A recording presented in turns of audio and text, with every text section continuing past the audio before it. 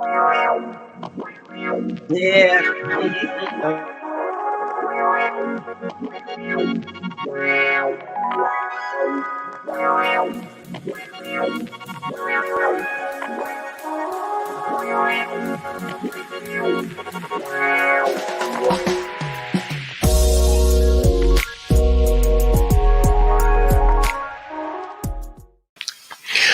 Welcome to the Roundtable Podcast, guys. We're here today.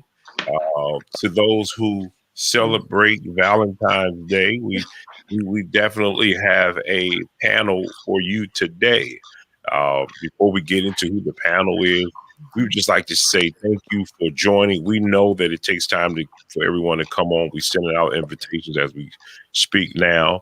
But listen, if you would like to tune in every Sunday at 4:40, you'll be able to watch the Roundtable Podcast.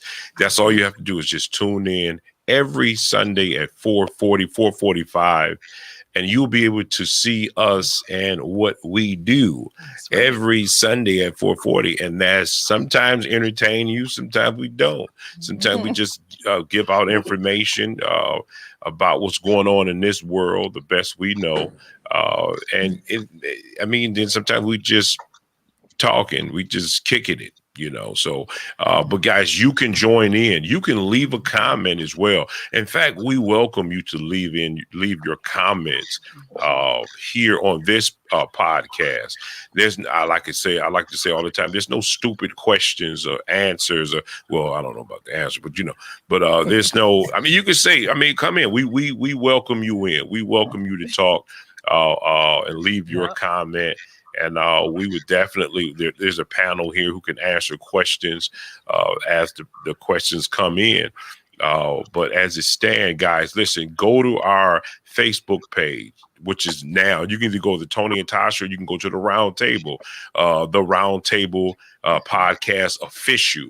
You can go to that page as it stands. But guys, listen, I also want to talk about this before we go on. Listen, coming up, right? It's going on right now. If you have a business and you want to showcase your business, what it is that you do, you can come on to the Roundtable Podcast, and we'll give you about 30 to 60 seconds to talk about your business. We want to try to give back as much as possible. And if you want to, and listen, guys, it's free. It doesn't cost you any money. If you're someone who can't talk in front of a camera, or if you're shy, just send in your information. If you send in your website information, something that you want us to say about, give us some quick points about your business.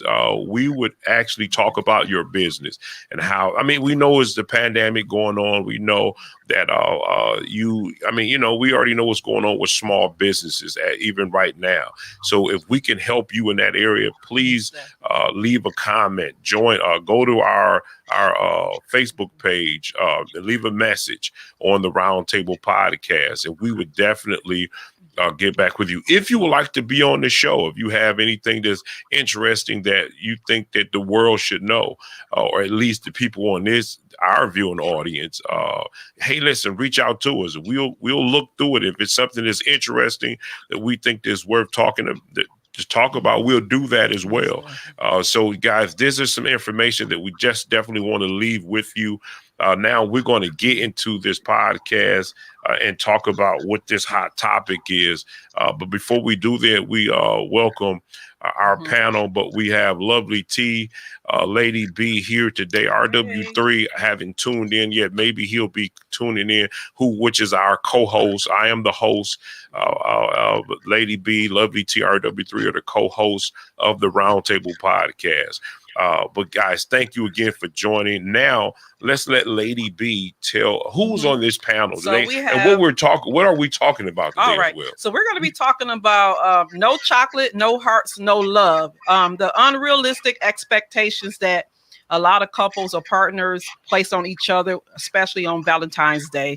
So we're going to kind of be talking about that. So I want to kind of just welcome our guests for coming to the Roundtable, guys. We thank you all for joining us today. That's right. Yes. That's our little quick cheer, right? A little quick cheap cheer. Yes. So we do have with us join us Chris Marvel. Marvel. I want to make sure I'm pronouncing that right. And also just a glimpse of his bio. Chris is an award-winning author, a media contributor, podcast host, and an inspirational speaker, and many more, but I'm just going to limit to that. Okay. So we thank you for joining us, Chris. And also we have, let me go up here, we have Edward Fairley. So let me just read a little bit of glimpse of Edward. Edward, he is the founder and the CEO of knowloveinc. He brings a vast amount of wisdom and experience in relationship coaching and counseling services to the company. Thank you for joining us, Edward. Yes, thank you. Yes. Thank you so And much. also we also have with us Tanika Forresto. I hope I pronounced that right. Also, so Tanika, let me go here really quick here. So Tanika, for over 17 years, Tanika has devoted her life work to assisting couples with creating a more fulfilling relationship. She is a licensed marriage and family therapist and an ordained minister. Thank you for joining us. My pleasure. And also, we have Patrice Baker. She is a author, a speaker, a relationship empowerment coach. Let's see, that's when, okay, yep. So basically, thank you for joining us. That's right. Awesome. We definitely, guys, like to thank you. Let me see that's the intro, so you really shouldn't use it. I'm learning this thing. Look, I'm learning this thing. But that's what's going on. Oh, good job, Tom. I don't want to have to spend. I don't want to keep using this thing and burning it out. But anyway, but guys, listen. Thank you for joining us today. On this topic. I'm going to read what we're going to be actually talking about. Okay, go ahead. Let's go into that. So we're going to be talking about Valentine's Day and how to survive this day. It was a lady and her boyfriend had been together for a year. They had a close relationship. So she was expecting something for Valentine's. He even said he was going to take her out. She thinks he's too comfortable now. She asked him, and he mentioned it to him. And he said he was going to buy her a chain and not ask him again because she's making him feel like a liar. So still there's no gift for her. Now he's talking about buying a $900 pair of shoes for himself and asking her to put money towards those shoes. So this is, I don't understand that. Okay. All right. Before we get into this, let's set this up, right? Okay. So we do understand the peer pressure of these holidays that we have, or whether you want to call it, some like to call it Swedish Day when that comes around, Valentine's Day, even Christmas, Thanksgiving. These days approach us, and we find ourselves scrambling to say what I'm going to buy this year. I'm 50, so I done bought everything probably at the age of 50. So I'm saying we're scrambling. Can Lady B confirm that? No, I'm just. Well, listen, in life, it don't necessarily have to be on the day, but it's in life. But my thing is this: what I'm getting around to is the peer pressure of these holidays. Are we on this particular time of the year, Valentine's Day? Are we expecting too much? I mean, this is something that happens every single solitary year. I mean, every year there's Valentine's Day. Should I be raising the level of what I'm buying? Or is a card sufficient? Do that actually mean that I don't love you because you didn't get the diamond necklace and you only got the card? You know what I mean? Is society putting so much pressure on us now where it's about what you buy that determines if you actually love the person that you're with? Let's start off with that question. Wow. Because I'm curious to know that. And Edward, I want to know from you. Let's start with you. What do you think about that? Do you believe that society has put on us so much where our spouse or our girlfriends, boyfriends, they are determining their love based on what you buy them on Valentine's Day? I think that's an excellent question. First, I'm gonna start by giving you a little foundation about me. This morning before I left the house, my wife didn't even realize today was Valentine's Day.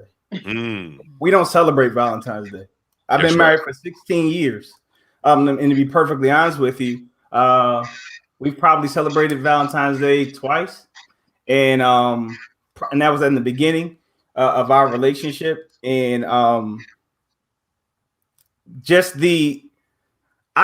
don't see how my wife could feel special when she's just getting a different rendition of what everybody's getting on the same day. Wow.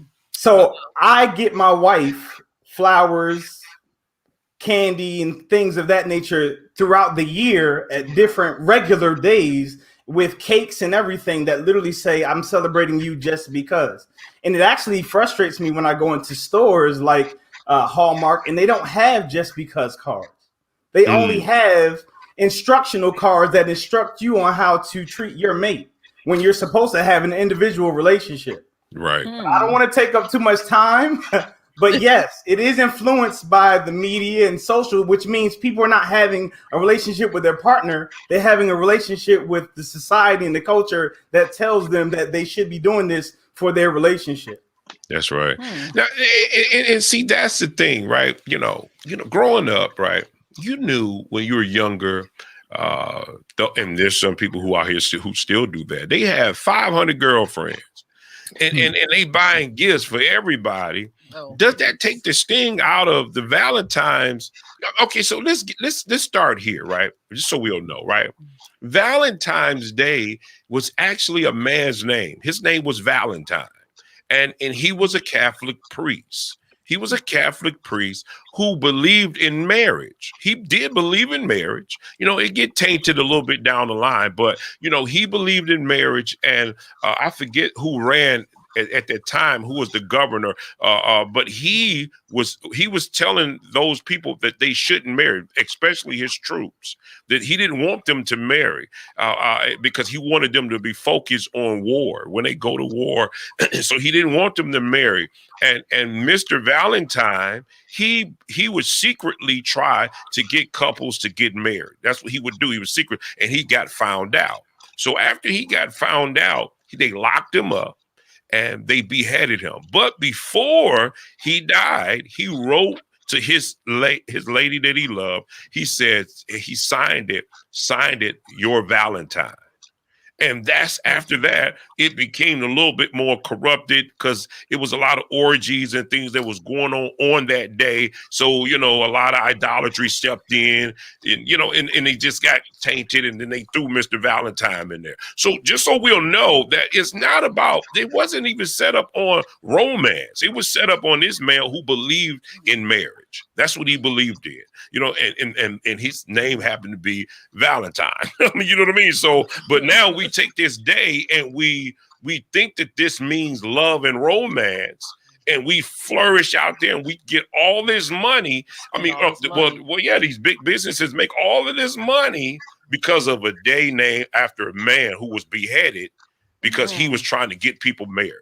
You know what I mean? Now, look how we just take things. And by the way, I don't celebrate Valentine's Day either. You know, we don't celebrate Valentine's Day for our own spiritual reasons. We don't. But anyway, getting off into it because I don't want to separate that from what we're saying. So I guess all I'm saying is that what you're saying right now is that you believe that, Eric, Edward, and I'm gonna ask Chris this.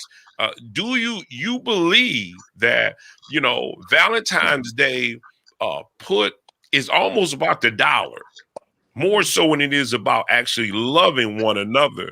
Is that what you're saying, that it's more about the emotional aspects of what this day represents? So I should run out and buy a box of hearts of chocolates for the 500th time, and just to show my spouse that, yeah, you remember now, I do love you. Here go that box of candy. Is that what you're saying, that it's placed more on the dollar than on the actual love for a person? No, I'm saying that it's influenced by culture and it's really not relational in the sense that it's between the two people. I'm saying that it's unfortunate. It's actually dangerous that an external force or a system can actually determine as to whether you feel that your mate loves you or doesn't love you. So that's what I'm saying. Anything is business. Anything you can create a business around And if you can get enough people to buy in on it, you can make $1. So I'm not going to point that on Valentine's Day, but I think it's dangerous to allow for anything externally to determine how you feel internally. Oh, that's a good question. So, Mr. Edward, I want to ask you a question. What can a person do? Well, who am I asking? Chris, Mr. Chris. I just asked Edward. This is Chris. Chris, I ain't forgot about you over there in the corner. You got your G cute look going on. I gotta get at you. So what can a person do to not feel alone for Valentine's Day?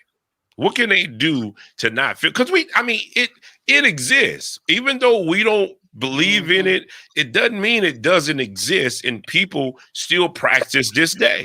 But listen, guess what? There's a lot of lonely people out there. They're lonely, and guess what? That peer pressure of, oh my God, I gotta put at least some flowers on Facebook so somebody will think somebody loves me. Right. So I gotta do something. I mean, because I don't have anybody in my life. So what can they do so that they won't feel alone on Valentine's Day? Well, first off, I want to start by, of course, thanking you all for having me. And of course, to this esteemed panel, happy to be amongst you.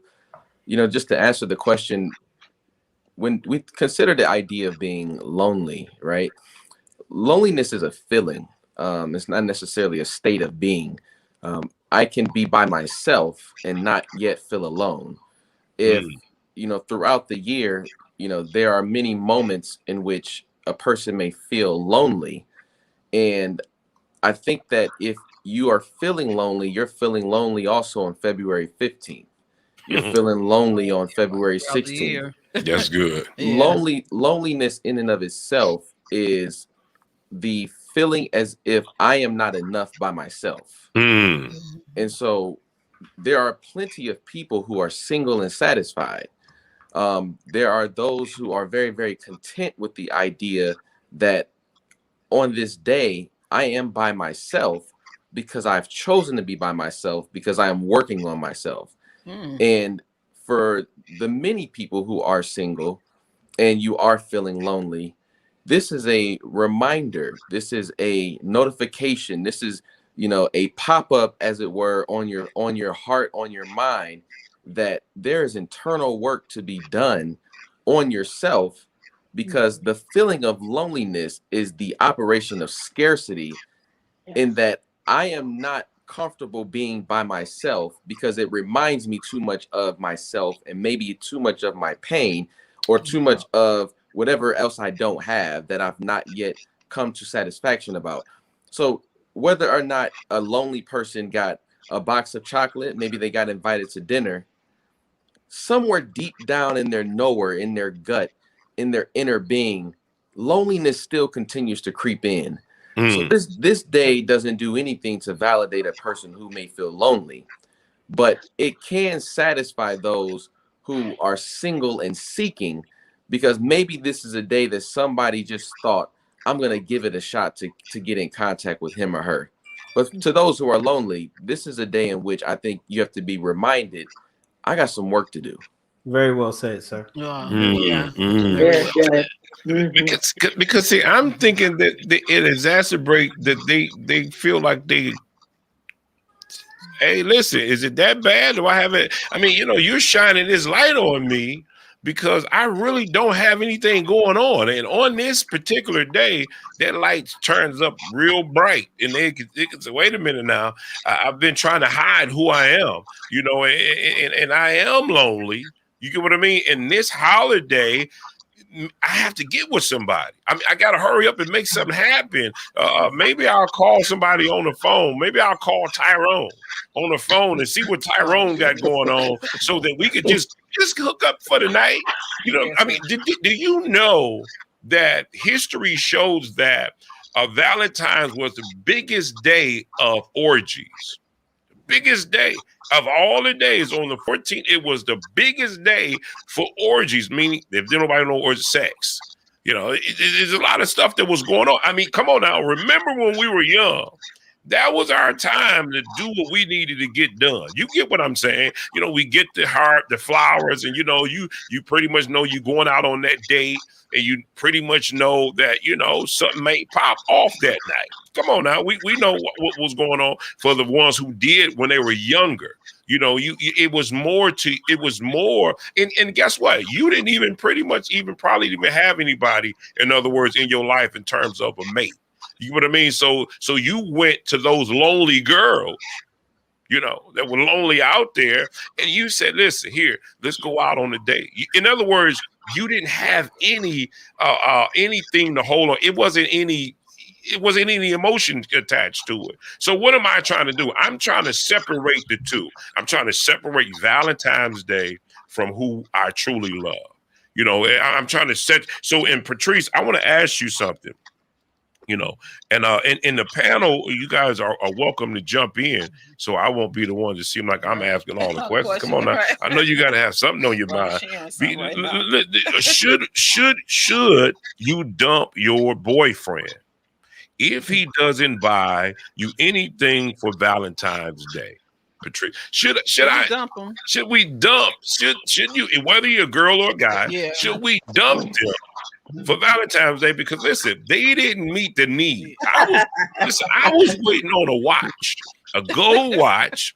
She was waiting on a gold necklace, and listen, I told you what I wanted, and you didn't come through for me for this day. So guess what? This thing is over with. It's over with. Should I dump her? Should we dump her or dump him?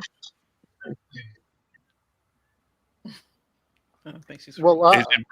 Did Patrice, did she freeze her screen freeze? So you know, it could be a red flag.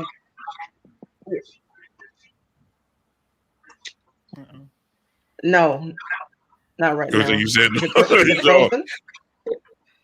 You frozen. You freezing. Freezing. So should we go to Tanika? Let's come back to Patricia. And let's go to who we going to now? Tanika. Tanika. What do you think about that? Well, what I would say, the whole dumping thing, according to the scenario that you all talked about, this is a couple that had been together for a year, right? And a year is a significant amount of time. It's not like a week. And so what I say, you know, one of the biggest things that any couple usually struggles over is expectations not being met. Whether they're married or dating, we all come into relationships with a certain amount of expectations. And so it really comes down to communication. Should someone dump someone? I don't think someone should dump someone over a Valentine gift. However, what I will say, and I know everyone on the panel is familiar with the 5 love languages. One of those love languages happens to be gifts. And the 5 love languages are pretty legit. Now, gifts mean nothing to me. I'd rather my husband write me a love letter on any given day than give me a diamond bracelet. But for some people, that is their love language, and it's pretty serious because that is how they experience love. And neither one of those 5 love languages are any more valuable or less valuable than any of the others. And so I hear we're talking about this specific day, Valentine's Day, right? And the truth is, the majority of American holidays don't really align with what we celebrate them for. We kind of make them what we want, right? And that's the truth. And the majority of the holidays that we celebrate here in the United States tend to have an element of gift giving to them. And yes, it's been very commercialized. However, one thing I know, like my mother's love language is gifts. And she's serious about that thing. In April, she's reminding me that Mother's Day is coming up in May because gifts is how she experiences love. And even though it's not my love language, because I love my mother, I show up because I understand that that's important to her, even though it's not to me. So what I would say is, even with the scenario, it comes down to communication. Right. It really does. It comes down to communicating what are your expectations. As Edward said, him and his wife don't celebrate it because it's not no thing to them. And they've communicated that to one another. It's mutual. So it's not a big deal.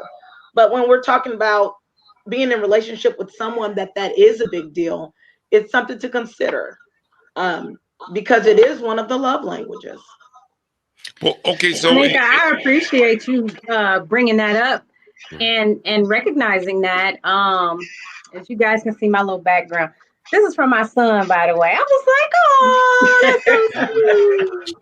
Oh, but I mean, so just to kind of put my spin on it, you know, I use today, like you said, taking this holiday and defining it for myself. So I just use the day to just put love in the atmosphere. You know, I have a lot of single girlfriends, and I made sure I text them like, hey, self-love, God's love, sister love, that's what it's all about. You know, I'm texting people. You know, and I get that energy back, you know. So does it have to be about, you know, the roses and the dinners? Like, that would be great. You know what I'm saying? Like, I'm not gonna lie. Diamond bracelet, bring it. Yes, love it. But does it have to be? No. And to make sure that, you know, I define it for myself. Like I say, I just put love out in the atmosphere. I just use it as a day to celebrate and acknowledge love. And that's what I did. So. And I'm glad you brought that up. Can you hear me? Miss Patrice, yeah, we can hear you, RW3. Okay. We can. Okay, I didn't hear Tanika, but I did hear everyone else. And in relation to your question, Tone, about should you dump someone, I just think, you know, each couple, if we're talking about a couple, defines what that day means to them and what value they put on that particular day. So if the expectation and the understanding between those two individuals is that they make it a grandiose day and they agree upon how they're going to walk in it, and then they need to hold each other accountable for what they agreed upon and what the expectation is. So I don't think you can dump someone if people don't know what the expectation is, if they're guessing. But if there's a clear understanding on how we're going to walk in this day, I just think you hold each other to, you know, what you agreed upon. That's good. Well, Patrice, I want to get back to you, and what I want to ask you is, do you and it's actually some of you guys have already answered this, but I want to know this, and I'm reading from here. And do women and men, do they expect too much on Valentine's Day? Do they expect too much? And guess what? I want the whole panel to share this one. Do men and women expect too much?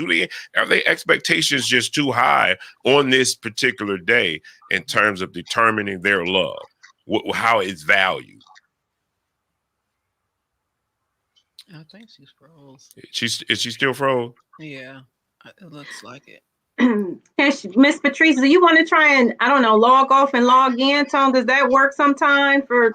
Yeah. Well, producer, depending on her connections as well too. Producer, find out what the connections. Am I frozen still? Yeah. There she goes. You came in now.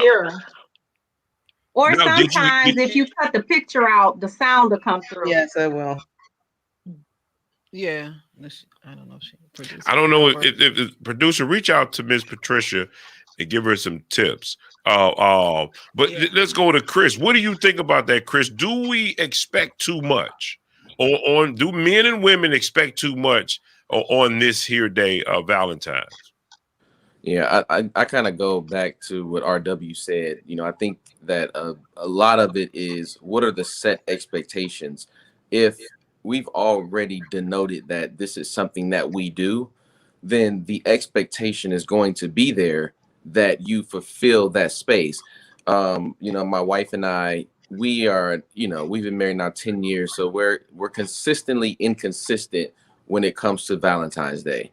And it goes back to even what Edward said. The reasoning is because throughout the year, we're doing little things for each other that matter more than the day, you know, in and of itself. I believe the expectation is going to only elevate when you're not participating in love throughout the year.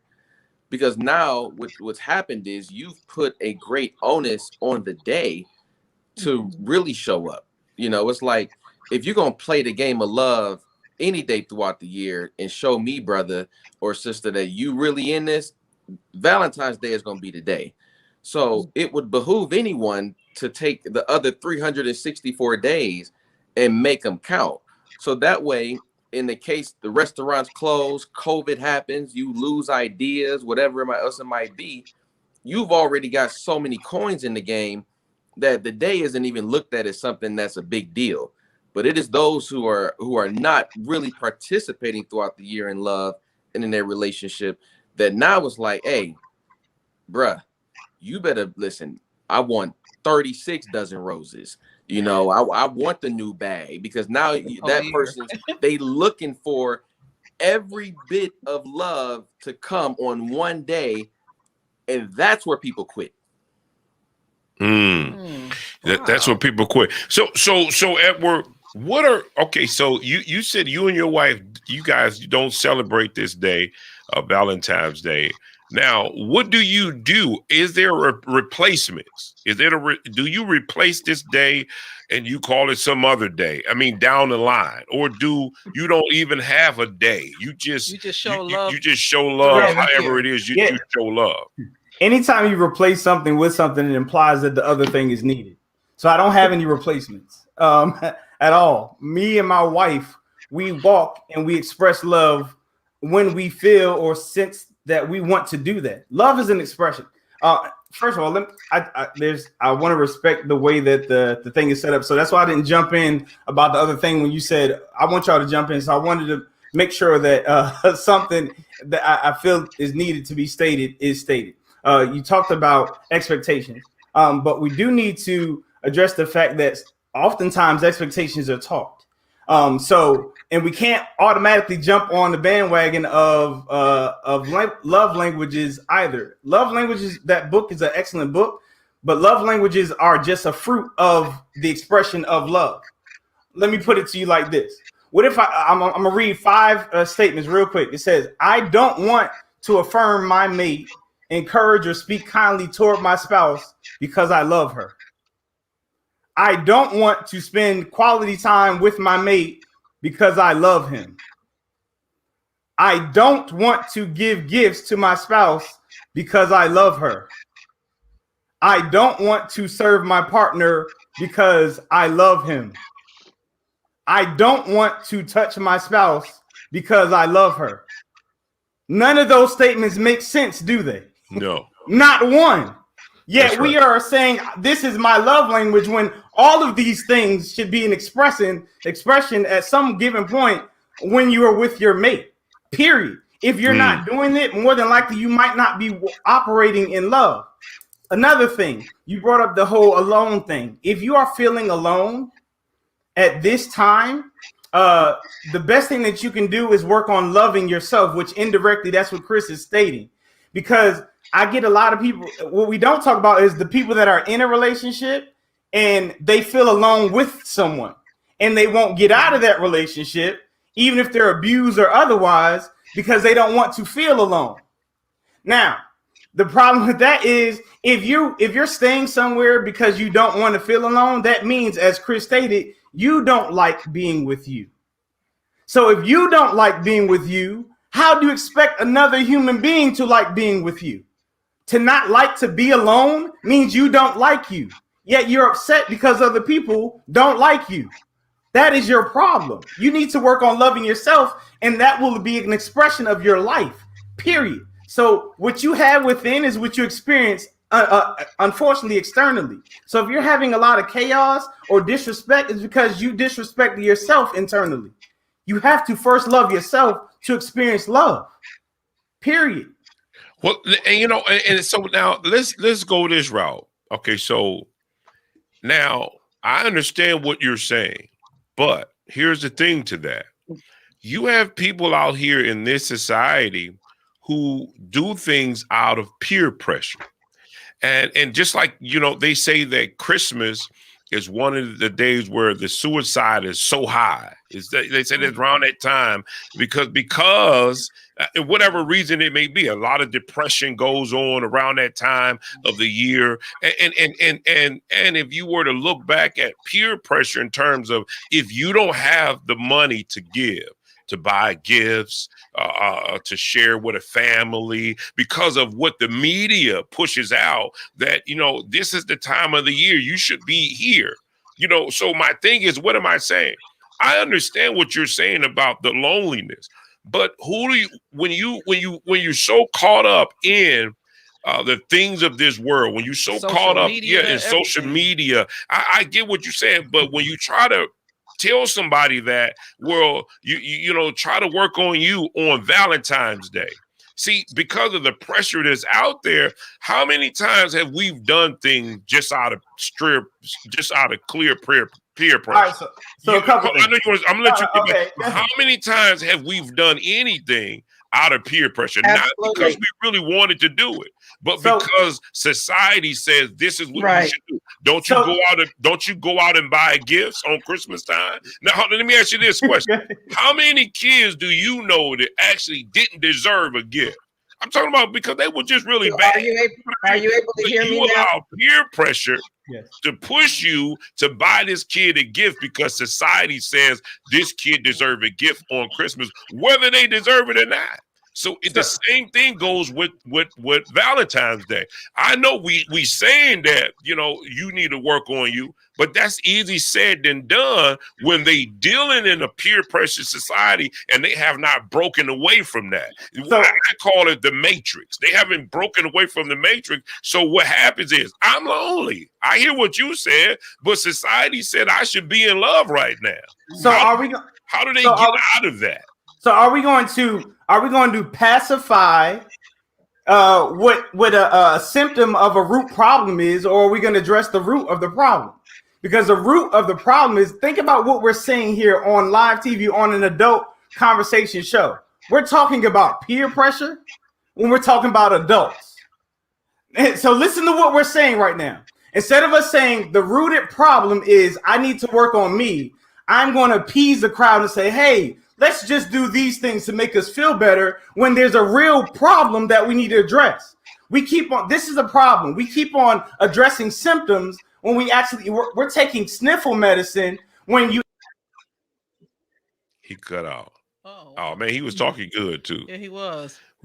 Come on, Chris. You want to say something? I was going to finish. Patrice is going to go too. But I want to hear Patrice. Patrice is in the building. Yes. I was going to say thank you. I know you guys mad because I'm in California, but that's okay. With the hot water.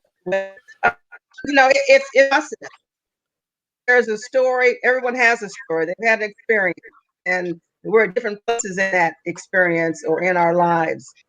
So when it comes to Valentine's Day, Christmas, anything, those are really all about love.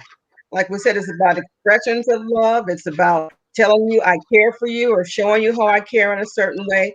And if that's like a relationship, then there might be an expectation of, giving me a gift or taking me out to dinner. However, when it comes to higher expectations on, I'm going to get a gift, you tell me you're going to give me a gift and then you don't, those are kind of red. I'm going to comment earlier. Those are red flags or can be red flags. It doesn't mean you get rid of the person. There's work to be done. Maybe it's a conversation. How does he make you feel in other ways when we're talking about men and women? Do you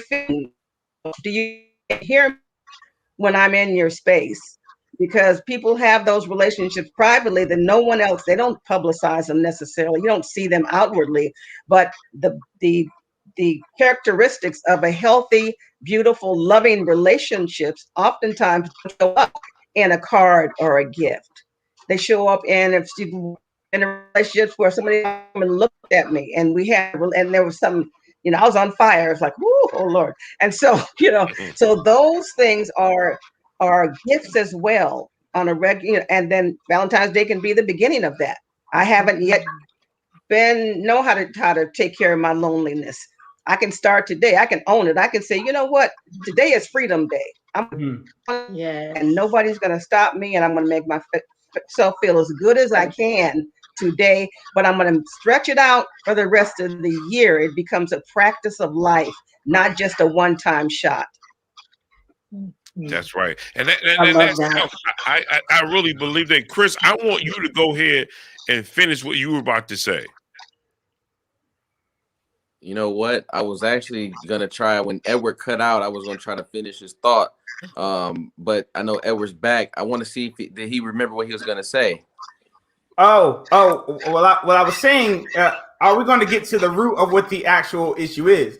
To go back to your original question, you asked about, is there the expectation too high when it comes to Valentine's Day? I don't think it's too high when it comes to Valentine's Day. I think the expectations of what other people's job about my feeling about love is for me, that's where the expectation is too high. My wife is not responsible for me feeling loved. I'm responsible for me feeling loved. And I express my love to my wife.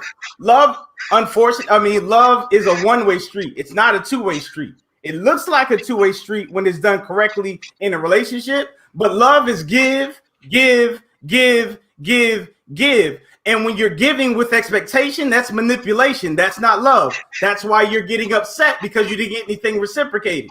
But if you're loving to express love, there's no way whether they get excited or cry or whatever that can offend you, because your only expression was to show that person that you genuinely love them. So whether they say thank you or there's fireworks or whatever afterward, that can't be offensive to you because all you did was share a gesture to express love. But when you are manipulating someone, meaning I'm doing this because I expect something back and they don't give you what you expect back, that is when you're offended because you're not moving in love. Love is so powerful when you do it correctly. And when it's done correctly, you start competing and you can't get enough. And the only thing that, because I was talking about love language, the only thing that's kind of flawed with that book, and I say this because I love the book, only thing that's flawed is it talks about your actual, what does it say? Your cup, or like you don't, your fuel is running low. Your love bank. Your love bank is love and empty. If you are loving yourself, how can your love bank go empty? We're putting responsibility for our love bank to be full with someone. If you start with love, if my wife expresses love, my love overflows. But I do not put the responsibility on how she treats me and for me to feel love on her. And I just express love with her. And because of that, it inspires her to do it back to me, period. And I'm not here to debate the book. The book is a wonderful book. But at the same token, it's just we get so focused on this is my love language. And we're starting to train people to do this for me, as opposed to inspiring them to just love us. And we'll feel it back. And we start with love. Okay, so let me ask you this. I'd like to respond to that. No, go ahead and respond. So one of the things that we're not keeping in mind here is that people are flawed. So that's a great concept to say, I'm going to love myself so much that I don't need anything from anybody else. But the truth is we don't do life alone. That is why there's people in our lives. We're flawed. Our families of origin play a role in our expectations, our lives, all of that. And the reason that we're not meant to do life alone, yes, a person cannot complete me. It is my job for me to be complete. However, a person can add to that. And so the reason I talk about the love languages, because like, for instance, love languages is not my gift. That gifts is not my love language. But my husband can buy me gifts every day, and that's great. But if I want to be affirmed, culturally, my husband comes from a culture. My husband is Haitian. They don't just pass out affirmations in Haitian culture. It's just not part of their culture because they don't want you to get the big head. But that's my love language. So he then stretches himself into that so that I can experience love the way that I need it. My husband's love language is acts of service. And the reason is because he grew up in a household where his mother, my mother-in-law, has a servant's heart. If any of you were at her house, you'd be sitting on the couch. She'd come and serve you tea on a platter and tell you not to move, not get up. She's got it undercover, right? She's got it taken care of. That's not necessarily my love language. I'll do things for my husband, but certainly not to the capacity of his mother. And so I stretch myself into that because I want to love him in that way, because I want him to experience it in the way that's easiest for him to experience. That's not for me. That's not me expecting anything back. That's us looking at each other and knowing one another. My children, my daughter is physical touch. I don't like people being all up on me. but I schedule time to cuddle with her because I know it's important to her. It's a sacrifice for me.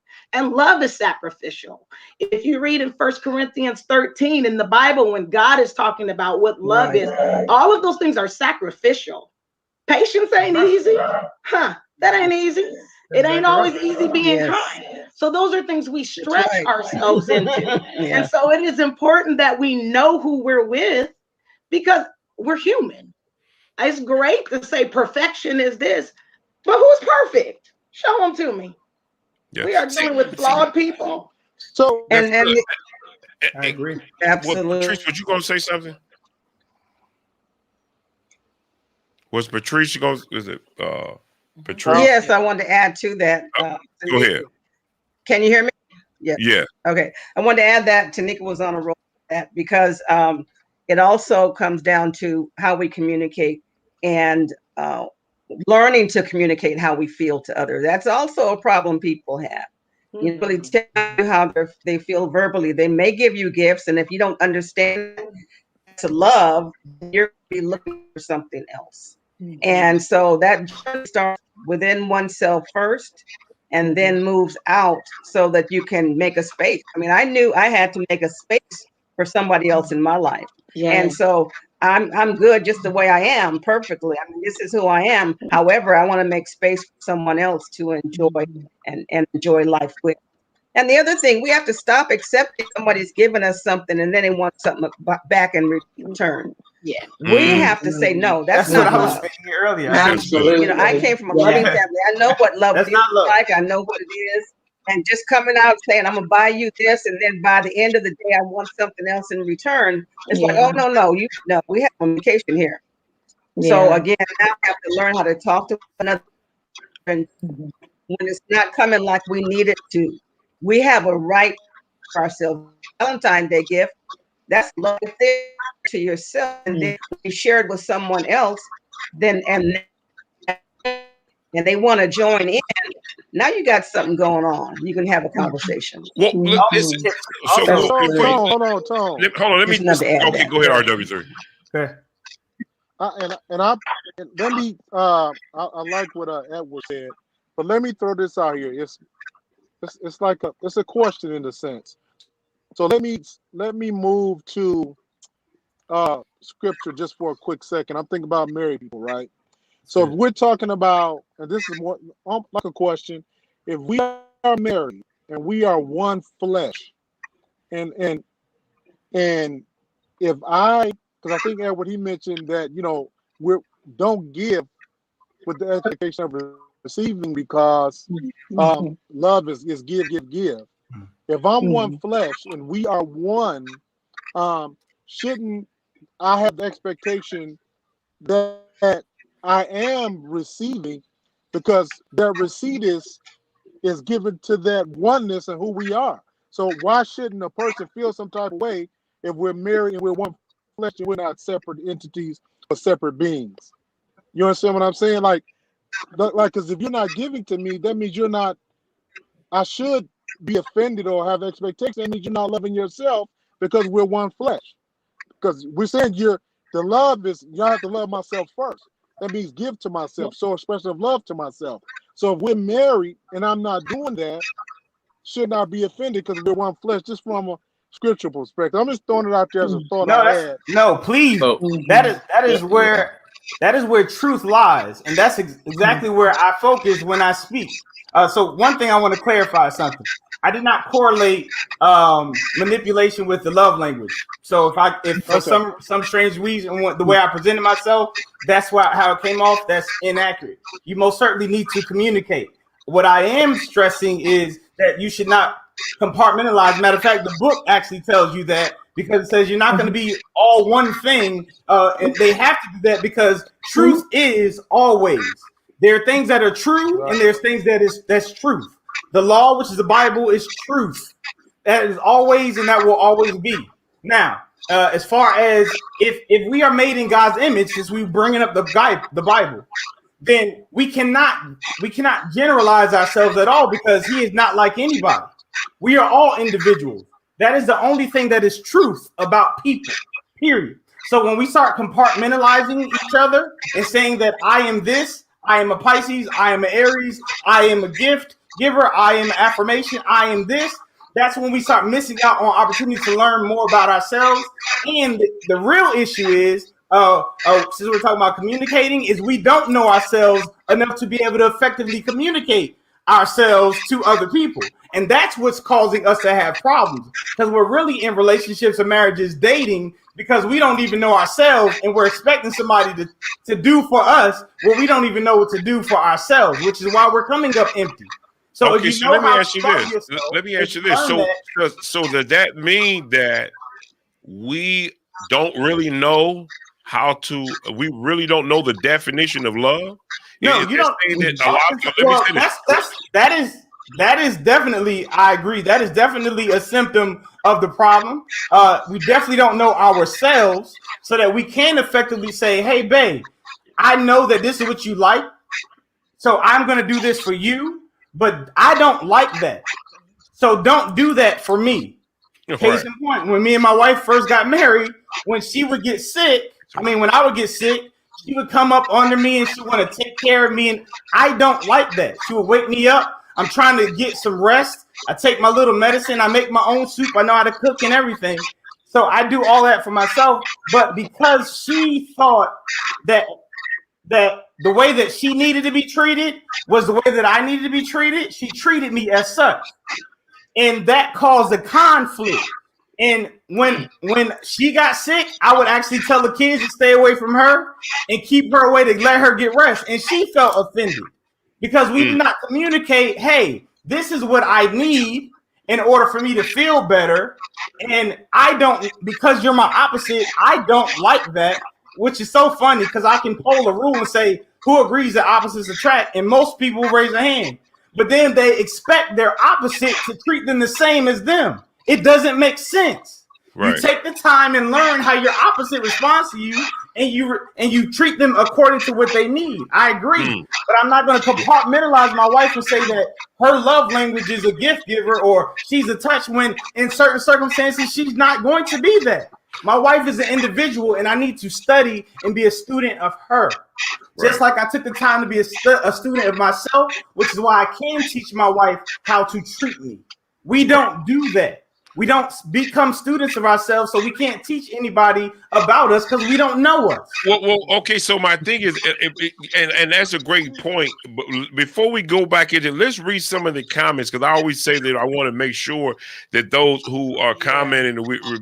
So can we post some of those comments back that were already put up there? One of us, producer, or even the co-host, if you guys can see the comment. Okay, what do we have here? Somebody can read that. Greg Triplet. He said, what about if a man can do what he wants to express but won't accept your expression?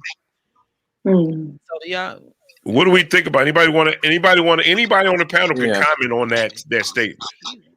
So I would say this, and again, this kind of goes back into the whole quote unquote love language idea, but just even to eradicate that notion, just to be very simple, it's all about communication. It's all about, letting people know that although, listen, man, I totally appreciate, what you've done, the effort, and the thought behind it. Just in the future, you don't have to buy me another lawnmower this year. That's good. Yeah. I mean, listen, I totally get it. You think that I love the yard. I really go out there just because it's a way for me to make sure that I don't get fined by the city, but don't take my love for that. Baby, what you can do if you really want to show me something is when I'm watching the game, just come lay on my lap. Because that's what I really enjoy. If you really want to show me something special, take the kids out the house for an hour or two and give me some peace of mind. I think it's all about communication and how we relay what we desire. It's not so much to believe that, listen, you can always view something that you're against, but I think that we're more powerful when we speak what we're for. And, absolutely. And especially when you're talking about your partner, someone that you've actually made a commitment, not only in love, but you've actually made a commitment to grow with. And that's where also when we identify with the aspects of being one flesh, my arm doesn't grow at a greater length than my other arm. And so if I am in one body with my wife and on one accord with her, I've made an agreement that when I have a disagreement or I don't see things the way she does, it is my ethical responsibility, my marital my covenant responsibility to find a way to get on the same page with her, no matter what the expectation is, well, no matter what the expression that she has is. If I choose to be in a disagreement or operate in offense, I am no longer looking to grow. I am looking to sow discord. And that's where, and that type of fruit spoils on the ground every time.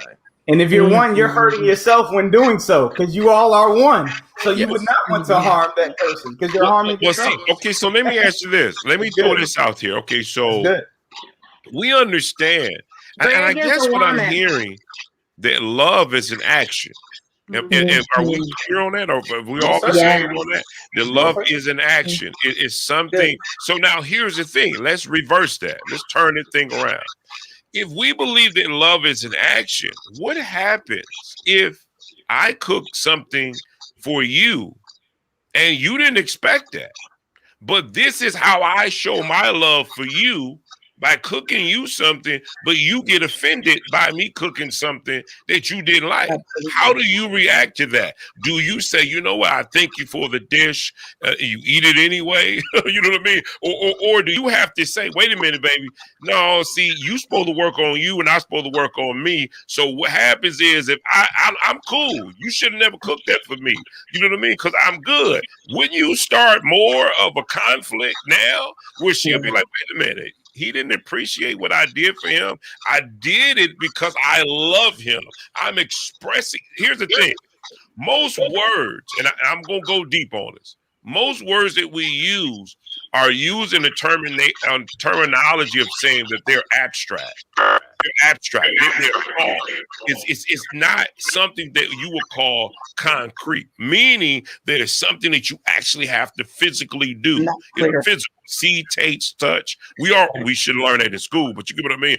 What a noun is, a noun from a concrete or an abstract noun. So my thing is that when you use the word love itself, love is abstract. It's an idea. It's not emotion. It's not what I see or what I do. But I have to express it as concrete, meaning I have to actually physically do something. I can't sit there and say that, yeah, you know I love you, but I'm working on me. And in fact, I got me together, so we don't have to do anything apart from one another. Just long as you love you and I love me, we just click together. So what am I saying? If love is an action, then there's some things that I want to do to express that love. And listen, you have to let me do that. You have to let me do that, even if it's something towards you that you just say that. Now, what if I don't want to lay on your lap and I want to serve? I want to serve.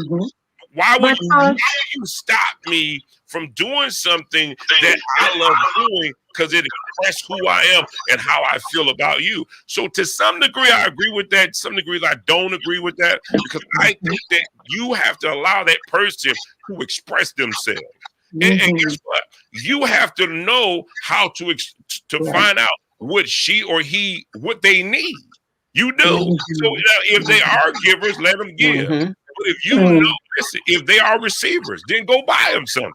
You see what I mean? Because guess what? You still have to let them live. They still, if this is who they are as a person, now that doesn't mean you haven't worked on yourself because you need someone else to show you physically that they love you. That doesn't mean that you have low self-esteem because your mate or someone says that, I just like gifts. Won't you? If you love that person, then in your mind you say, you know what, I want to get her something because I know she loves gifts. So I'm going to express my love to her by what? Buying her a gift. Not this, hey, baby, we're going to play mind games with one another. I'm working on me, you working on you. And so if I don't get you a gift, you should be cool with that, because guess what? You already is whole. You don't need me to give you a gift. you would be in marriage. Majority of your marriage will just be over with. It'd be thrown out the door. See, what am I saying? Now, So- go ahead. Look. But that is true what you're saying, and also about the looking for something in expectation. Something like, if I do something for you, you shouldn't be looking for that person to do something, for me. Like, if I do something nice for someone, I shouldn't be saying I want that person to do the same thing for me, because then that's not right. You do it because you love that person and you want to serve, but it would be nice sometimes if that person did something nice for you, but not always just to be a one-sided, but it's both giving to each other. Yeah, because even though we say that, I don't celebrate Valentine's Day.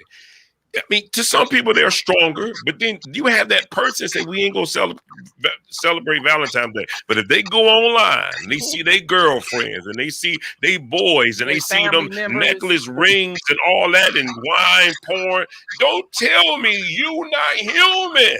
If you're not gonna sit there and say, "Oh wow, that was nice," or you're gonna be like this, Now, I mean, we got some strong people out here who can say, no, that ain't enough. That ain't enough. But when you see, listen, social media is a big influence on society itself. When you go on social media right this second and you scroll down the line, all you're going to see is people with dinner set. You're going to see couples hugged up together. Roses. You're going to see, and now you going online. We made an agreement. Hey, listen, baby, I ain't giving you nothing on Valentine's Day. You ain't that's just a day. We ain't celebrating that day. And you say, yeah, I know. But that woman, I don't want to be, I don't want to, sometimes, some women are emotional. Some women, I'll just get that way. Some women they need to be needed. You get what I mean? Or they need to support because of their emotions. They need you to pay attention to them. So what I'm saying is that when they see that caught up in romance and this guy is pouring the wine and they doing a little drink thing and they sharing gifts to one another, and that woman, I don't care what she said. If she the type who's caught up on social media, she's gonna be looking and then she's gonna be thinking about you, Buster.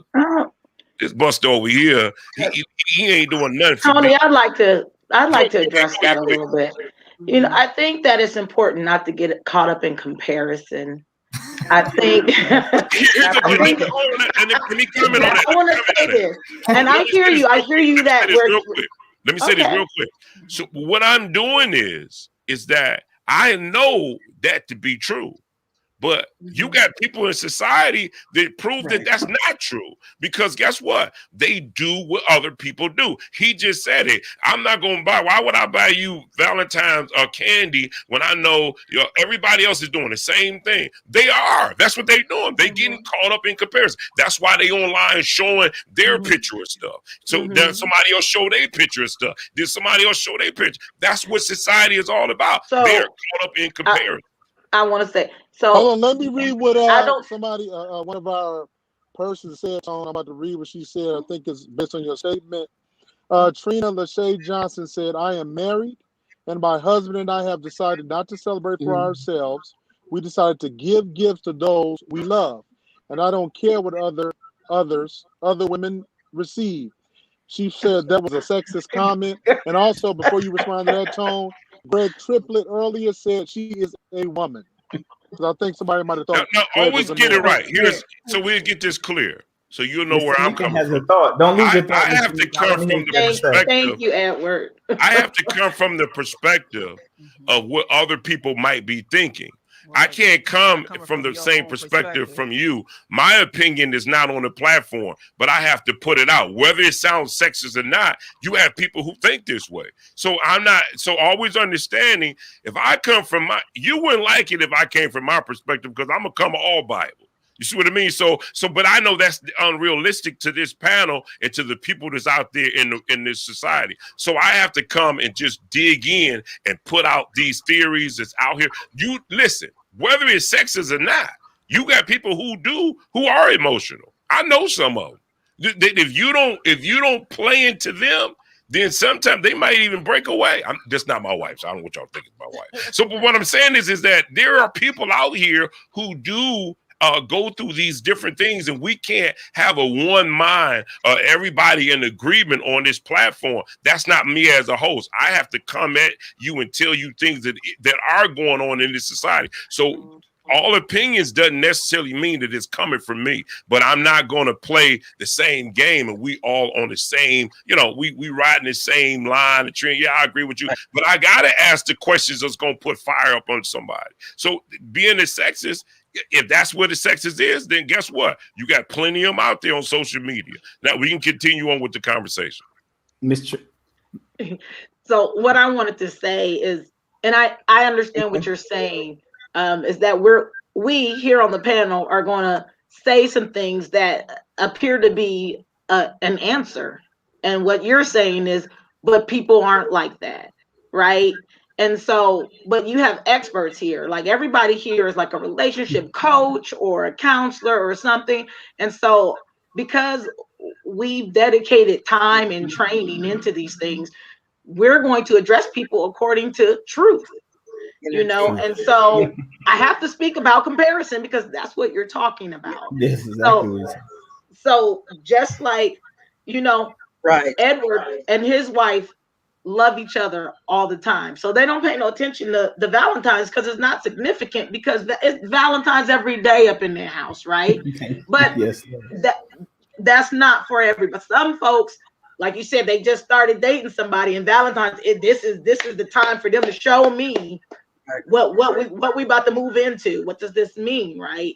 And so what I want to say, when you talk about, you see other people online, we're talking about comparison, we're talking about expectations, and again, that does go back to what Edward had said earlier about knowing yourself, getting to know yourself. I often tell people, I tell couples this, and I tell singles this: you need to get involved with dating yourself. Please. When you're married, you need to date yourself. Right. Yes, and Lord. you need to date your spouse. Right. You need to date your spouse your whole life. Exactly. The word date comes from the word data, which means to collect information. That's great. And the word data is plural for the term datum, which literally means to give something. We're talking about giving here. But dating is really about collecting information and giving information about who you are and about yourself, and collecting information from that other person. And as for married people, we're supposed to do this all of our lives because we never fully know our partner. We have a baby, our partner changes, we change. We need to go, hey, now that I'm a mom, this is what's going on with me. We get teenagers in the house, we change again. Now that we got these teenagers in the house, this is who I am. Tell me who you are. The kids leave, go to college. Whoa, who are we now? Who are we since one of us lost a parent? Who are we since the dog got hit? All those things change us. And we have to give that information to our partner and collect information about them. And so whatever other people are doing on social media, like as long as we are focused on becoming, growing, learning who we are. And I'm saying this because I know people do this, but here's the answers to that, right? The question is, what do people do about their loneliness? It's really about developing ourselves. I was good as a single. I was fire as a single. I was MVP. I love single life and I love married life. I love them both. Yes. When my husband came into my life, I had to decide whether or not I was willing to give up what I had. That's right. But see, you got to understand something. That's you.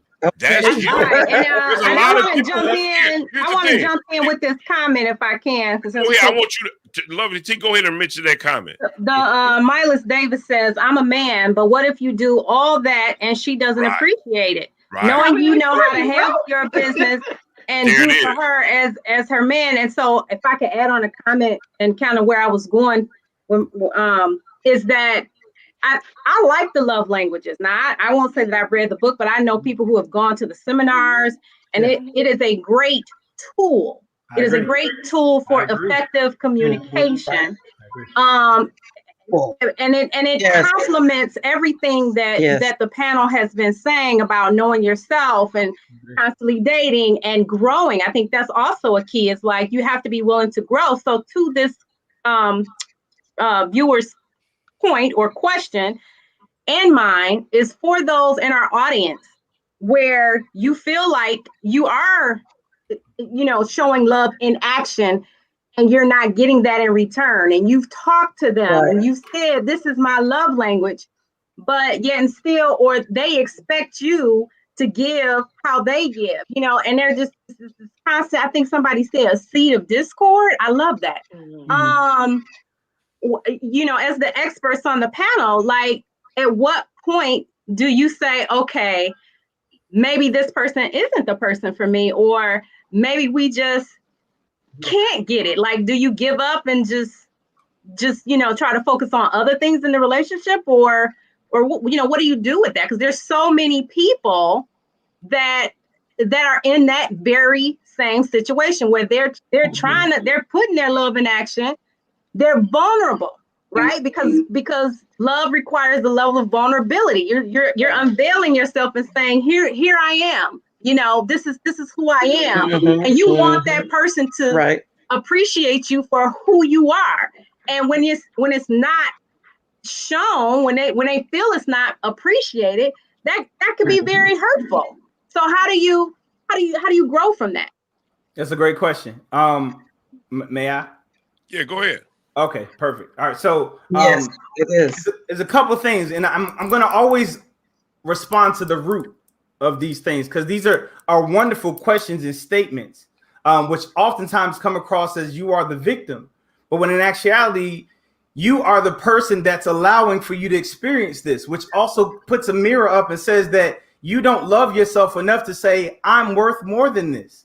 The fact that it's a question and you continuously doing this to allow that person to not quote unquote appreciate you, and you're staying there, that means you don't feel that there's better for you. And I always tell people when they're dating, the best time to date is when you don't want when you're fine with being by yourself. If you notice, me and Tanika stated that we did our dating wonderfully. Right. I have a wonderful time as a married person, and I had a wonderful time as a dating person because I only accept what is aligned with what is good for me. And that's because I love myself enough to do that. Now, if you're in a predicament where you have to ask me, well, what if he or she does not appreciate what I do? The real question is, why don't you appreciate yourself enough to say I'm worth more than this and transition? The answer to that is you don't love yourself enough yet. And that's I don't know about that one. I don't know about that one. It's painful, but it's the truth. Okay, so if you stay in an abusive relationship, so what you're saying is that if a person feel like that they're giving and the other person not receiving what you're giving, that they don't love themselves enough? No, I did not say that. I didn't say that at all. Okay. I stated that your premise, first and foremost, everything that we're talking about, as she stated, dating is data, time. So all of the data that you have to get into a year relationship, I can assure you all the signs and the flags that we're talking about have shown themselves during the data process. And you chose to transition from dating to being in a relationship or a marriage with a person who I can assure you gave you signs. Matter of fact, in the description of this, it's a statement saying that the person said that they don't want to hear about the chain anymore because you make them feel like a liar. And then it transitioned to they want to buy a $900 pair of shoes and they want you to help. So this person has expressed that you are not a priority. They disregarded the fact that you requested something. And then they asked you, the person who asked for something, and they negated that to buy in on something that they want. That is a selfish person that disregarded you as a priority, yet you're transitioning with that person. You don't love yourself enough to receive what you're looking for. That's a painful truth, but we cannot say that is not the truth. And that's where the problem lies.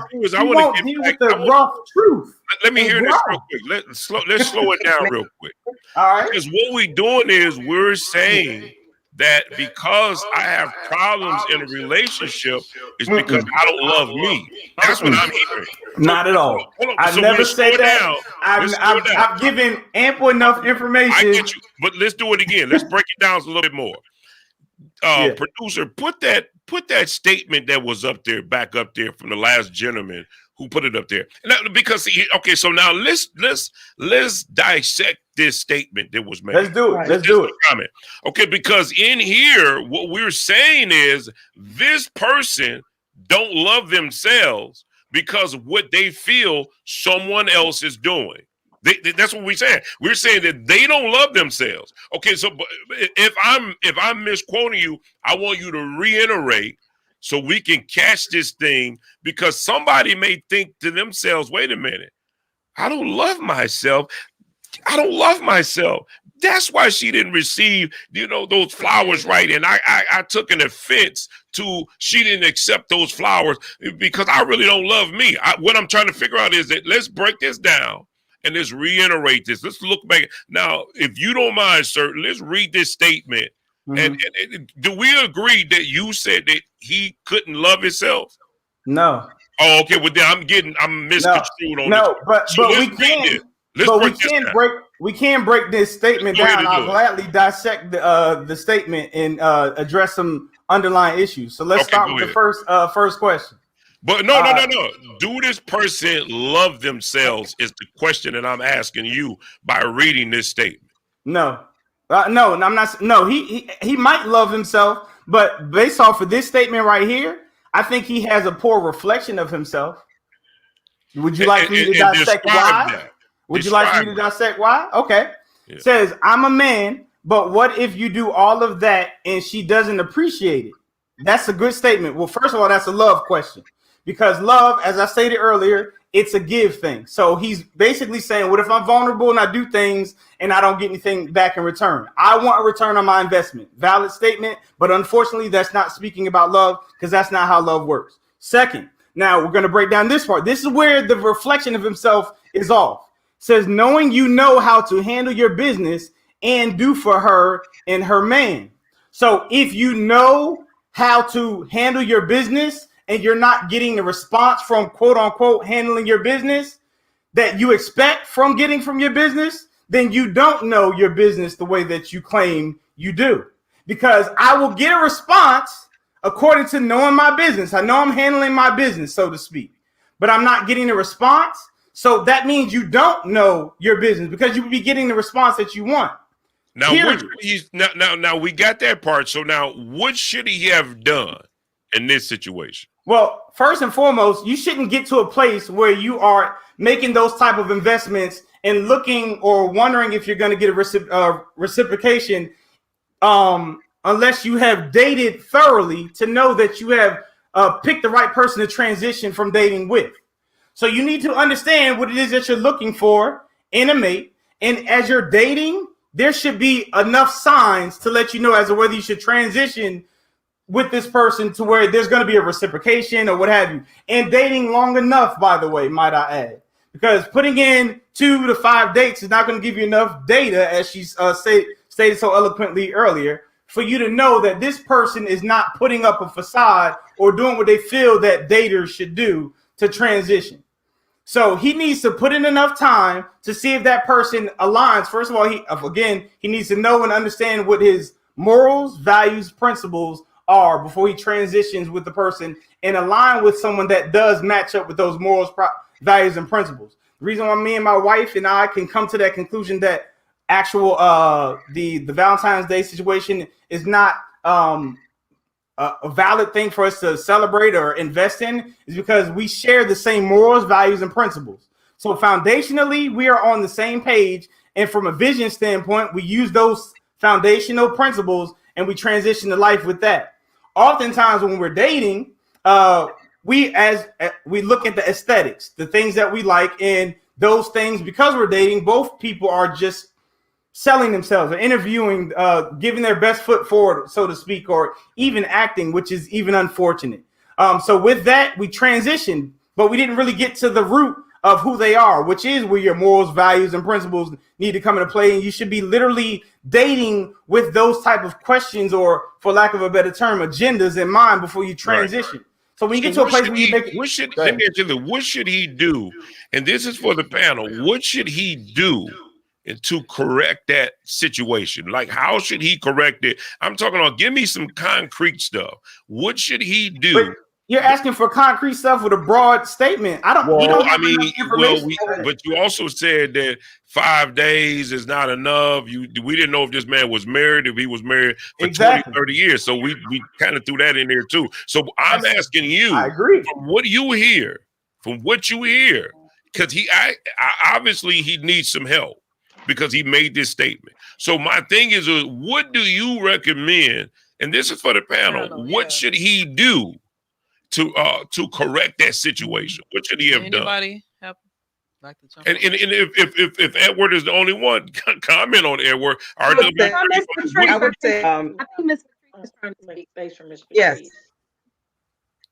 Yes. I would say two things. One is it always goes back to communication, because he did make a statement that he was doing things he thought were the right things, correct things to, and he really knew how to handle his business when it came to her.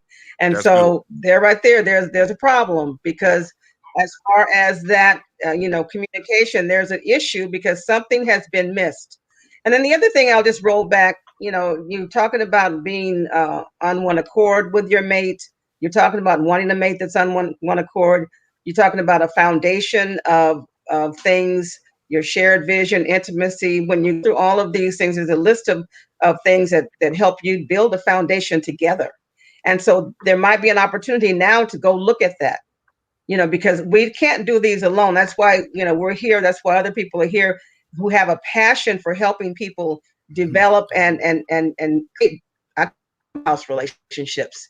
And that is, for me, the ultimate.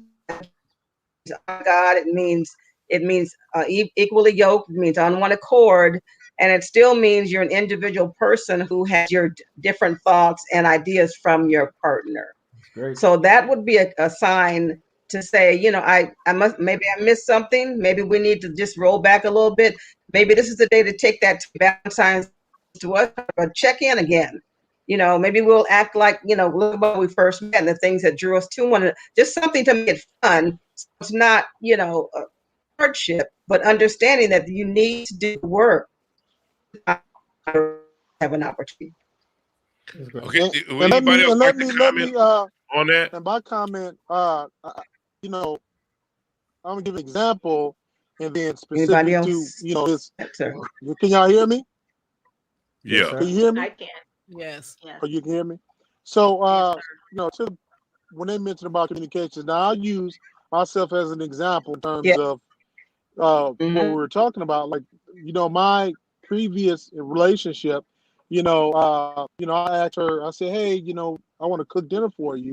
And I just cooked what I thought I was good at cooking, which was, at the time, was spaghetti. And she, she came and she was kind of liking me, so I think she kind of pretended like she was eating it.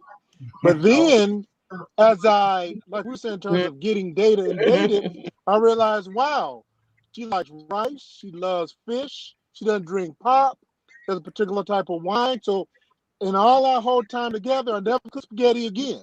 And then I knew exactly what she liked, but she ate what she didn't like. So then, whenever we went out, I was able to go pick food up for without asking her what she liked, or I know she liked sushi, certain things. So as I began to collect data, I was able to hone in. So I was able to say, I'm handling my business based on what I collected and learned what she liked. Then we never had that issue again.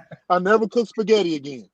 From her. That's good. Right. So now let me ask you this. So now using what you're saying, but was that the first dinner that you ever cooked for her, or you always cooked spaghetti for her? No, that was the first time. I guess. No, first and last. Okay, well, yeah. See, okay, so now here's the thing: you still cook for her to show your expression of love. You still did that because that was something that you felt that she would have loved, whether she liked it or not. But then after a while, you learned that, okay, she didn't like it. So what am I saying? But that was first. selfish, Tom. That was selfish of me because it was selfish. Because listen to what I said. I said I cook what I thought I can cook well, That's right. as opposed to Right, Dave. right. What is it that you like? And that's selfish. I said That- found out what she liked. Hold on, wait a minute. So let me say this. Let me say it, because I don't know your setup. I'm saying is that there's millions of couples out here who said they're going to cook for their spouse, and I'm one of them who cook for their spouse. And well, I know how to cook, so I mean I don't know, but I know how to cook. So I'm gonna make this dish. So you saying it's selfish of that person because of all these millions of spouses out here say, you know what, I want to do something special for her, and I'm going to go out of my way and I'm going to go to the store, I'm going to buy these dishes, and I'm going to cook a dish. When you go, some people win people through dates that way, where they'll say, you know what, I'm gonna do something for her. I'm gonna cook. I'm gonna do something. So what they do is they cook, and then, ma'am, it may work where the person may say, you know what, I really like that dish that you made. Now, hold on. He didn't say as a surprise, hey, I'm gonna cook for you. What do you like? He didn't say that. He said, listen, I'm gonna cook for you, and all I want you to do is come over. I got the candles lit. I'm gonna make this dish for you. I'm gonna try something. Hold on. How is that? And this is what I'm asking. Yeah. Tell me, how is that selfish when this person didn't know? Tell me. That's how great. So he first of all, he didn't say that he was selfish for cooking. He's saying he dropped a jewel. He dropped a wonderful jewel. If we're listening, he dropped an excellent jewel. He's saying he was selfish for giving her what he thought she would like. That's selfish?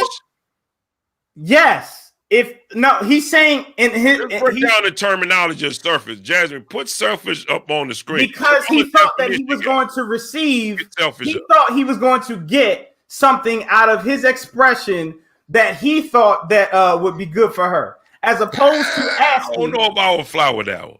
I mean, here's my thing. Hold on. Anybody chime in? I Tanika, want you got it. everybody to Tanika, chime come in. on, sister. You got to come on. You gotta jump in. Saying that, Well, let's pull up and again, definition don't miss the Jew, because you asked about the brother. You asked about the brother about what he could do. So what he found is, if he asked, what is it that she likes? He never said that. He found that she liked sushi. She liked rice, with sushi and rice. Hold on, you're jumping the gun. The lesson is that he got information that assisted him with being successful in being in his gesture that he preferred to do for her, because he's not selfish. And that's where he dropped the ball, because he never did his research. He could have said, do you like Italian? Wait a minute now. Let me see. What I'm saying is, see, here's my thing. The only reason why I keep interrupting is because, see, I'm looking at terminology, because I'm a definition guy.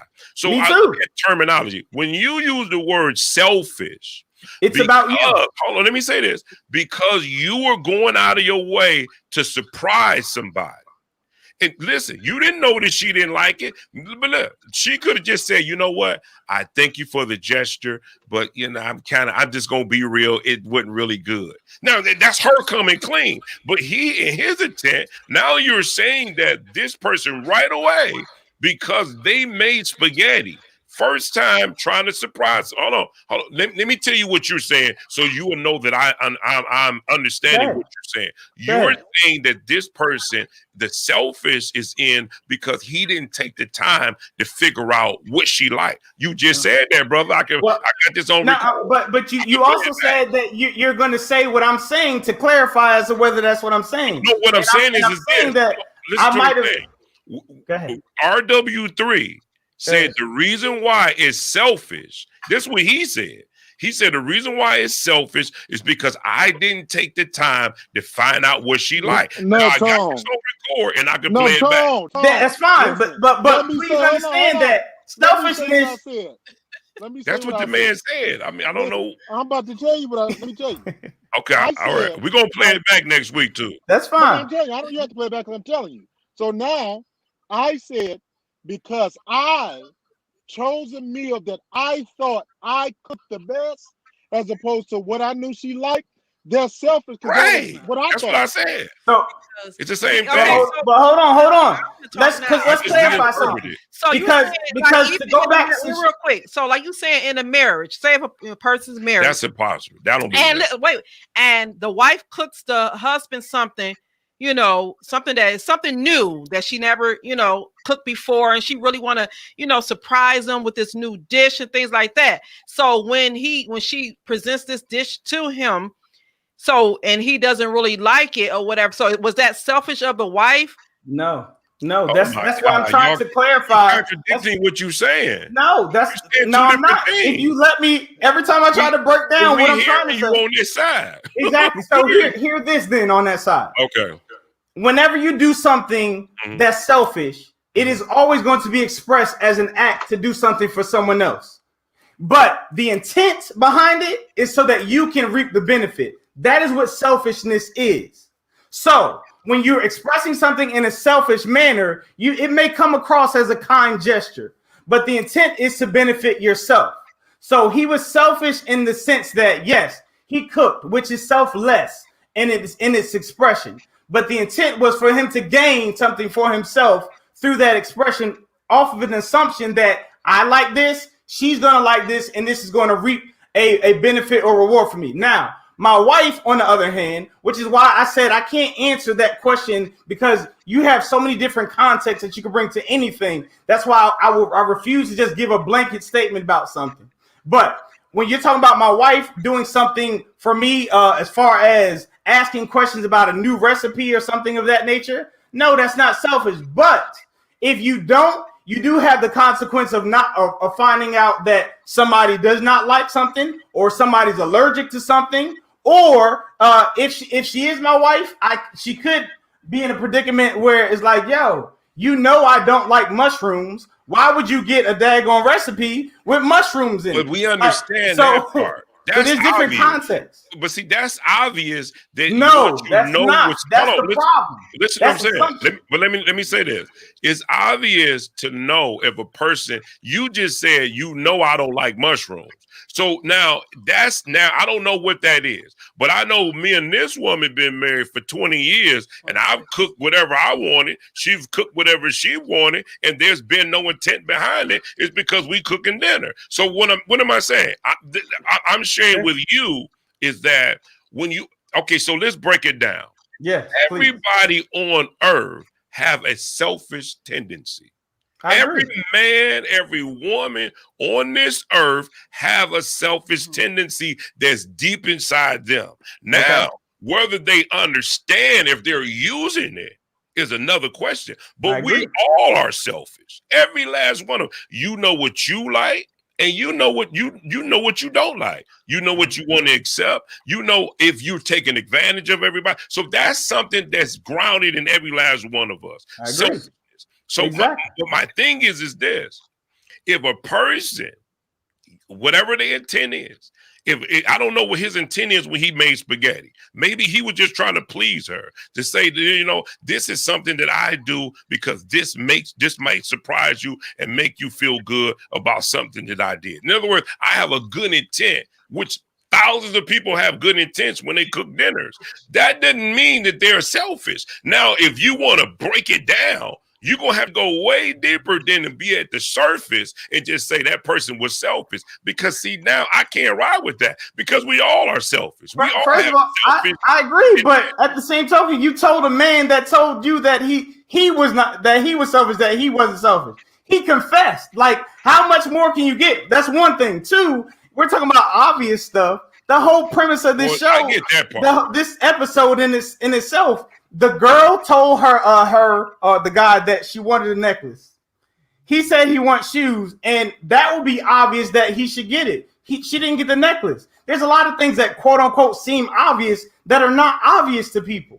So we can claim that things are obvious, but that's actually what causes people to be ineffective in their communication. The assumptions that we know. We don't talk about things that we think people already know, which prevents us from being able to articulate what's actually going on.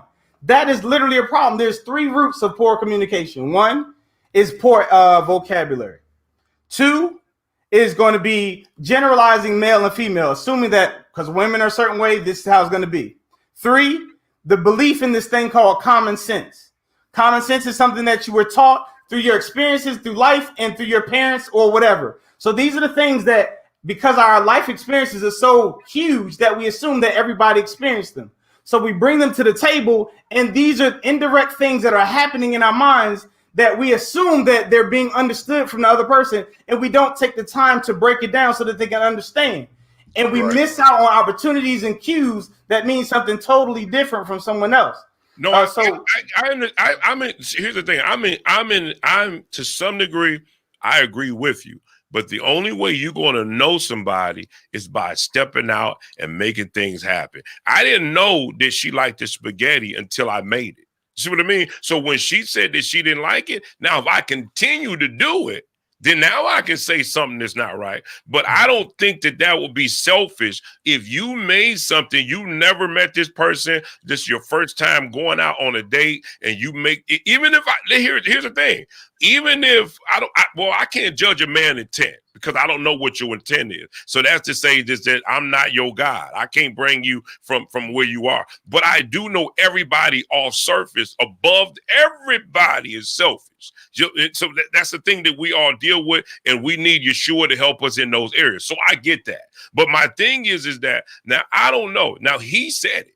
He did say for some reason that he was selfish because he said that he didn't ask her. So I don't know what that means. But I know I've made plenty of dishes that I didn't do it in a selfish intent. So what I'm saying is that I don't know if I can bottom line everybody to say, wait a minute, you're selfish because you didn't ask her what dish she liked. So I guess what I'm doing is I'm just trying to clear out. There's thousands of people. When this video drops, this might get probably about 500-600 hits. I don't want people to think because they made spaghetti last night or they went out on a date and they said, wait a minute, I'm a surprise. Oh, wait a minute.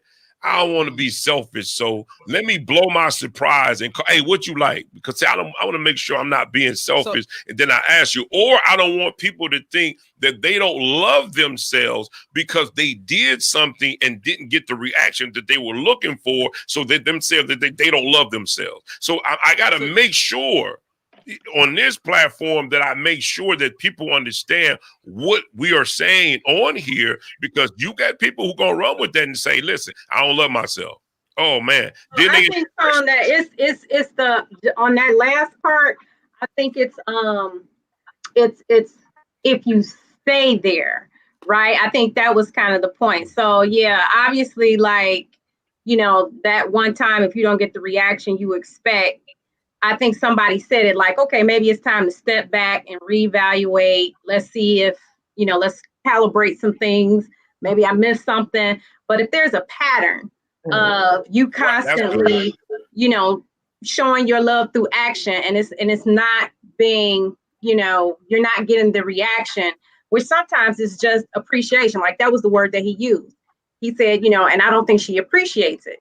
Well, what does she need to do to show you that, exactly, you know, it's appreciated? So, so if you stay there, you know, after that, then I think that's when you have to question, like, why am I stuck being unhappy?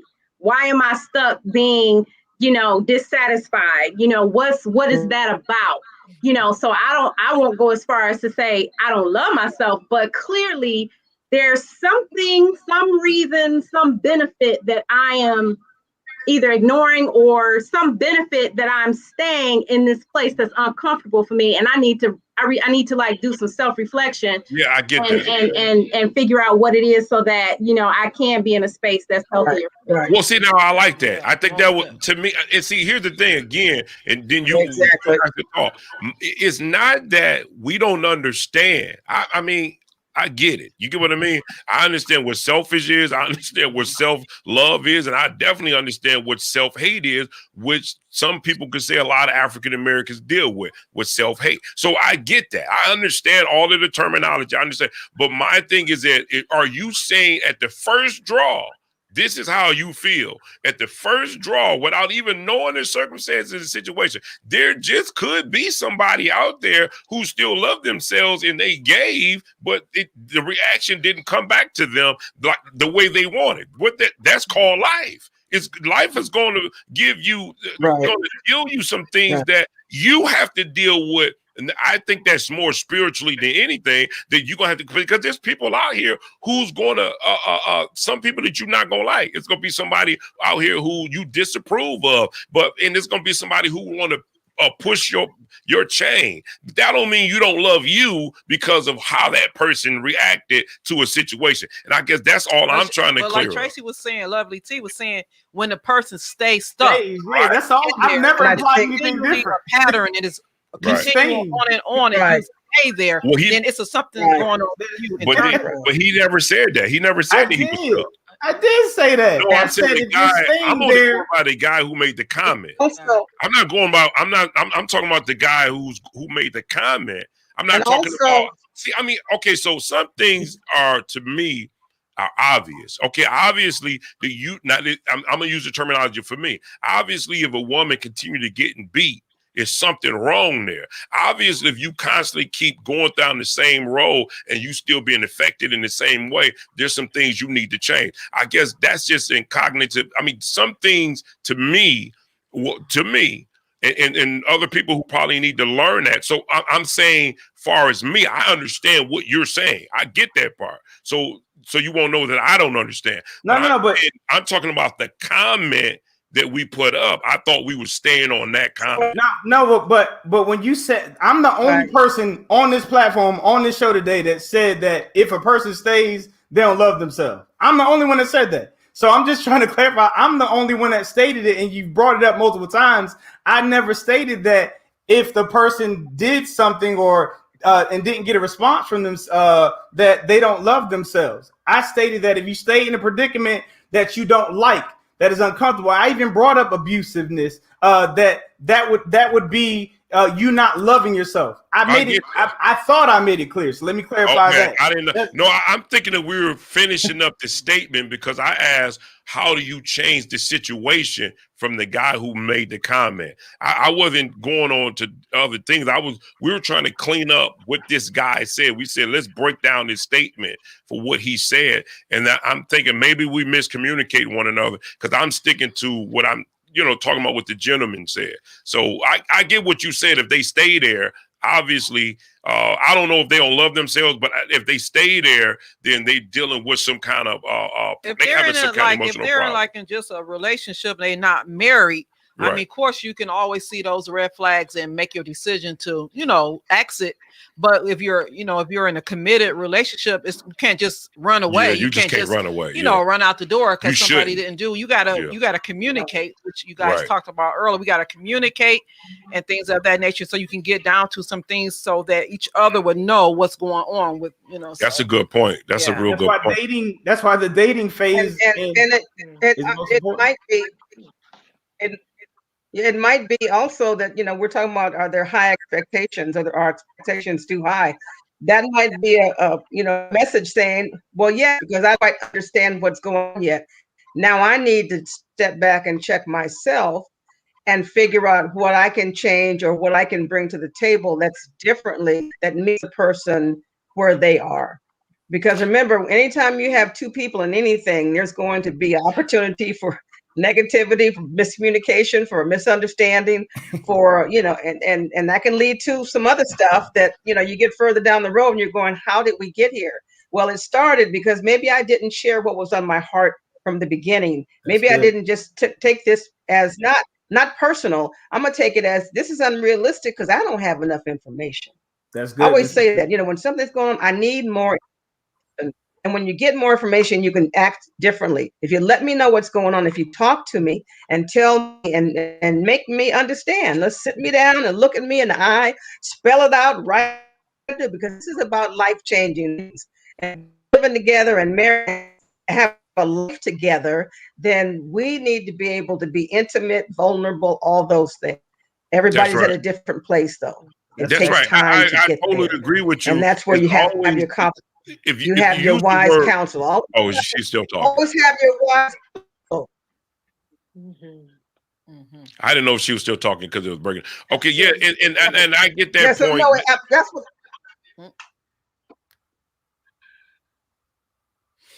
I said I get that point. I understand. So I'm just saying, always have wise counsel that you. I was breaking up. Yeah, she's breaking up. I don't know when to come in or to go out. But no, you guys, excellent point. I believe that was an excellent point. Yeah. And that's the same thing that Brother Edward was saying as well. Listen, we get it. But the thing is that, so now, as we wrap this up, how should a person, because I think I want to stay on focus point, how should a person react to this Valentine's Day? Listen, we get it. It's going to take a whole lot of heart changing to work on a person in terms of the root cause. We understand that, but I'm talking about if we lightweight this thing. If we lightweight this thing, I mean, that's what it is. This is a podcast. You know what I mean? A documentary. You see what I mean? So my thing is, if we lightweight this thing, how should you approach this Valentine's Day? How should you approach it if that's something that you do? Okay. You want to go, Miss Tanika? I haven't heard from you in a while, and I do want to hear you. I wanted to make sure there was space for Miss Patrice. I wanted to hear her wisdom when she spoke. She was. What I would say. Oh, did you want to go ahead? Go ahead, Tanika, please. Yes. Okay. All right. So as far as approaching the Valentine. No, you go ahead. I'm good. Okay.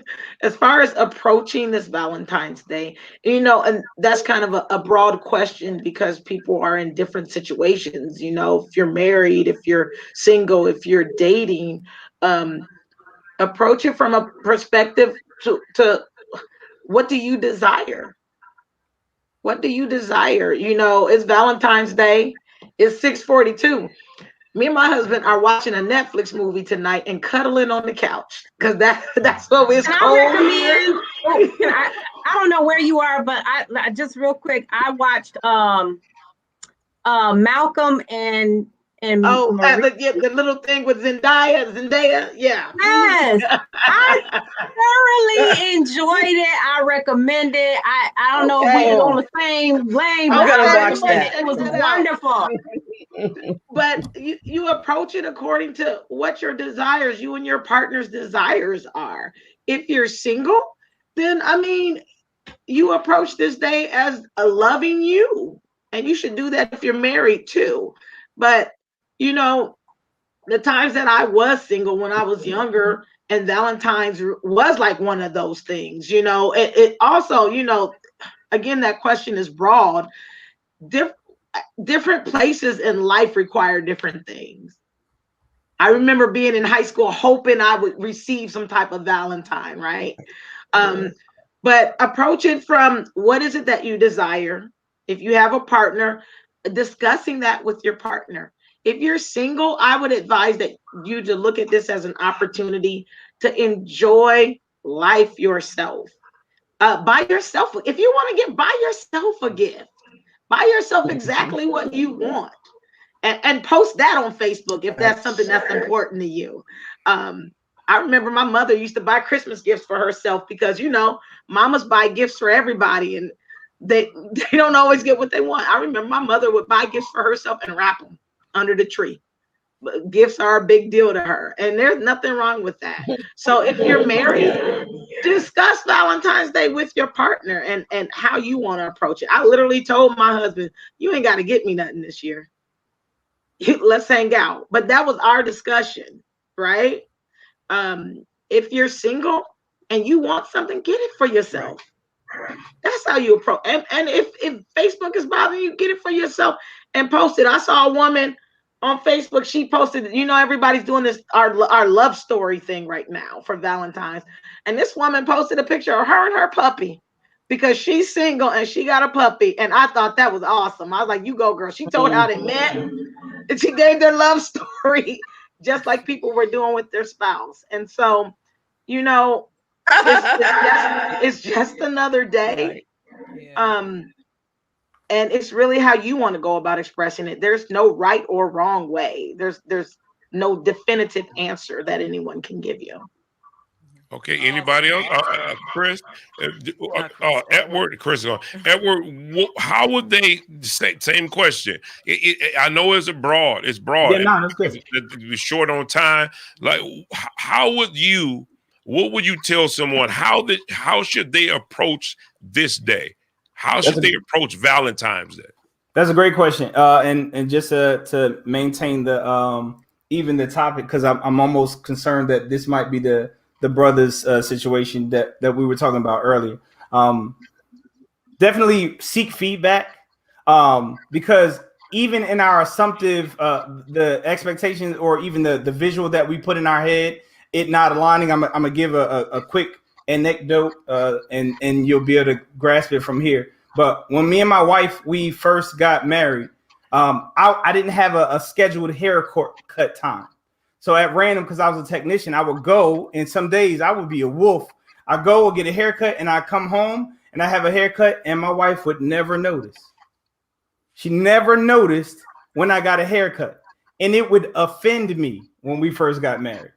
Because I'm like, yo, I know when I left here, I looked like a straight wolf. For me to come up, sharp edge up, clean face or whatever, and you don't notice, like, how are we in a relationship? You love me, and you can't tell that I got this whole transformation done.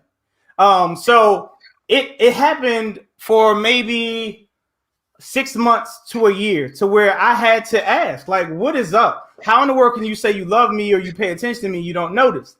And my wife stated, she said, well, I'm gonna be honest, I don't notice when you get a haircut. She said, but when you don't get a haircut, does anything change? Does our sex decrease? Does my attention for you decrease? Do you see a shift in how I treat you or anything of that nature? And I was like, no. And she said, because how your face and everything looks does not make me feel any better or love you any more or any less. And from that point, after getting that understanding of her eyes for me, I would have been offended if she noticed when I got a haircut after that. And I say that to say this. You might not be getting the responses that you're looking for, but if you took the time to ask why aren't I or why am I not getting the response, then you might find that you don't want the response that you're looking for, and you might even find a depth to love that you can appreciate and you can grow from. As far as that person by themselves, the only way that you can get someone to love you the way that you want to be loved is to start doing it yourself. You're teaching people literally how to treat you and how to love you by what you accept and how you treat yourself. So if you're not getting that while you're alone, you're training someone when they do see you how to treat you if they get you. So you need to set those expectations and that bar for yourself so that you can attract that type of person, because you're only going to repel people who don't align with what you are, the way that you act, or the way that you treat yourself, and you're going to attract the people that align with the way that you treat yourself. So while you're single, work on how you want to be treated, treat yourself as such, and that will attract those who are the fit to do that for you and repel those who aren't. Okay. So that would be my response. That's a good one. Now, Miss Patricia, real quick, we can shorten this up. What would you say to those individuals out there, how they should approach Valentine's Day? Because we leaving these words of advice for the people that are out here. How would they approach this? What would you say they should? How should they approach this day? Right. I would gonna make to keep it light, have fun, because it's one day, and if that one day can be the start of something greater, something better for you, if it's an awareness that, you know what, I liked what I did for myself, I want that to continue. Took time from reading a book, I'm watching a movie, I'm doing that level of freedom for who you are as a person and who you are given to be. That ought to be shared by everybody. And then if you want to start sharing it with people and saying, you know, how I spent Thanksgiving Day, I had a ball. I enjoyed myself. And I was like, you know, who was there? Well, just me, you know, so for those who were single, you know, so, and then for those who are in partnership, you may be separate someplace on that day, What are you going to do when the person's not there to, to make you feel better? Self feel good first, then you go out and make other people feel good about, and they will want to interact with you, and they will do like you won't be treated. They'll see that you take care of yourself. I can't approach her with this, I can't half step because I need to take care. I see she's taking care of herself, and if I come up next to her, I got to do better than this. So that's the message for those of us who, we are sharing information to people. We want to help them have better relationships, and all of us here is just to be on this panel and so that's what I would say. And that's good. Oh, go ahead. Okay, my take is like it echoes what everybody else said, just in my own words, and I guess that's my thing, and that's why I share like what I did, and that basically is defining it for yourself. Don't let anybody else define it for you. Define it for yourself. So, for an example, like I said, what did I do today? I chose to just be a beacon of love. Like anywhere I could message it, not anywhere, but you know what I'm saying, people in my circle. I made sure, like I say, my single girlfriends, some of them might be down. Some of them might be feeling like, dang, you know what I'm saying? But no, sister. You got another sister. I love you. Love yourself. God loves you. Like, that's how I chose, right? Even with my son, that's how I chose to spend Valentine's Day, by defining it for myself. That empowers me to make my choices of how I want to be happy. That's what I would, put out there for people who may not have any idea, what to do. In RW3, he's left, but I piggyback off Lovely T. That's what I was going to say.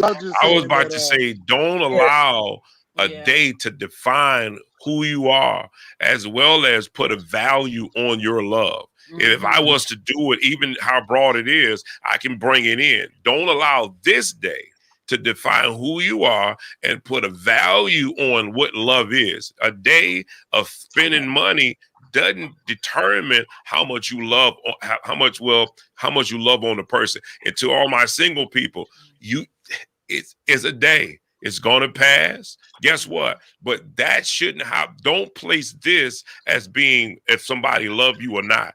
Just because you're single, right? Okay, we get it. This day is going to pass. But that doesn't mean that because this day represent what they call a romantic day, meaning that nobody loves you or won't love you. Do you know what I mean? There's people out there who probably, you just got to meet them. You got to go out there. You have to talk. You have to meet people, and don't allow this day to say that I lost out. This one day, that if I was to say it, don't do that, because like Lovely T said, God loves you. He loves you, and that's what be my point of reference. That I know someone who do love you. You know what I mean? But you have to understand. I understand you got to love yourself, but know there's somebody out there who do love you. Whether if you love yourself or not, there's somebody out there who do love you, and I'll leave it that way. RW3, I don't know if he's on, but guys, we thank you. Listen, so here's the thing. That's what I'm about to do. Put your information up. Look, I'm gonna come at you because I want to put out there and make this conversation not so easy. I want to challenge what you're saying. I want, but you guys, you stuck to your ground. You did stick to your ground. You did a good job. But it's not this podcast. Don't just we throw out there. But I need to ruffle some feathers. I need you to come harder in expressing what you're saying, because guess what? There's somebody out there who disagree with you. You know what I mean? They do that. I mean, they welcome to do that. So we're just challenging what you're saying. But guess what? We appreciate every last one of you. We appreciate you because you do what you do. You do whatever it is whatever that talent may be that God put in you. He's given it to you to share to the world. And now, how can Lovely T? Well, I'm about to say Lovely T. Jasmine. Just put up how they can contact these individuals. Listen, maybe you don't understand our love. Maybe you don't understand about what selfishness is. Maybe you just don't get it. Maybe you think that a day defines your relationship. Well, here's some coaches here that can help you, that can teach you, and that you will be able to understand what love really is. You know, what love really truly is. And I know she want to say something, but we definitely. Did we put up on the screen what their websites are? I want to say a little bit about what I do, if that's okay. You can. We go. Let me get you. But let's put up these information. Let's put this information up on the screen. Flash their stuff while they're talking. Let's do it until the podcast run out. Flashing up their websites so that they'll understand that they. And now let me ask you this before we go in. Do any of you guys do online? Where as COVID, do you train online? Or you keep lessons through Zoom, like this type of setup? How do you do that, right? Yes. Okay, good. So just keep flashing now. Go ahead and say what you're going to say. What is it that you do? So what I wanted to say is that I have a private intensive practice here in Kokomo, Indiana. It's called Relationship Rescue Academy. A private intensive practice is I do marriage and couples intensives. I own a farmhouse here in Kokomo, Indiana, and couples come and they stay in my home anywhere from 2 to 5 days. And I help them work with communication. I work with infidelity. I work with whatever issues, blended families that you can think of. I've worked with celebrities, professional athletes, whatever it is. But you come, you stay in my home that I've designated for this. You get away from your kids, you're all by yourself, and I show up every morning and we do the work.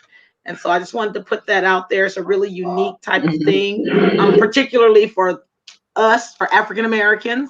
And so I wanted to put that out there, and you can go to relationshiprescueacademy.com to check it out. Okay. She's flashing that on the screen. I'll put it up on the screen so that they can reach out. Miss Patricia, can you hear me? I don't know if you can. Patrice. Patrice. I said Patricia. Patrice. Yeah, I can hear you. What is it that you want that your audience to know? Well, I'm a relationship empowerment coach. I believe that, we all have a God-given gift and talent within us, and we have the capacity to have what I call powerhouse relationships when we base it on the right things.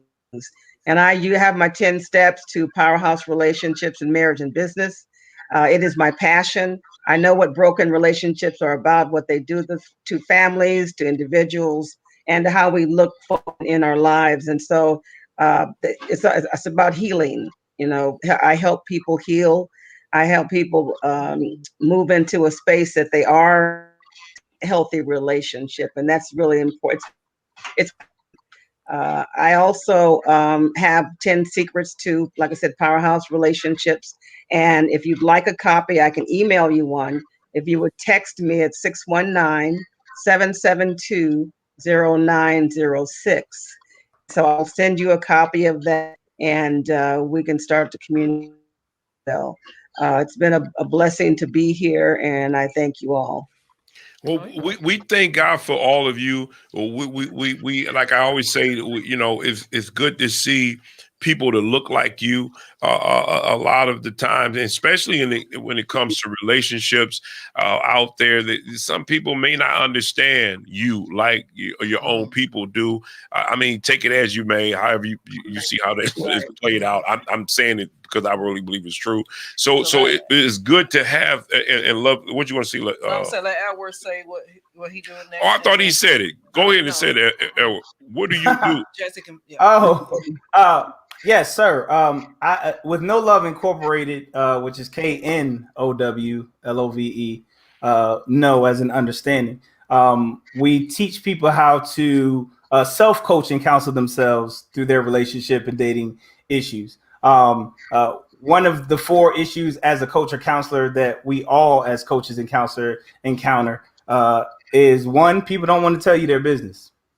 2, when they do tell you their business, they don't tell you everything. So even if you effectively coach or counsel them, you didn't effectively coach or counsel them because you don't have all the information.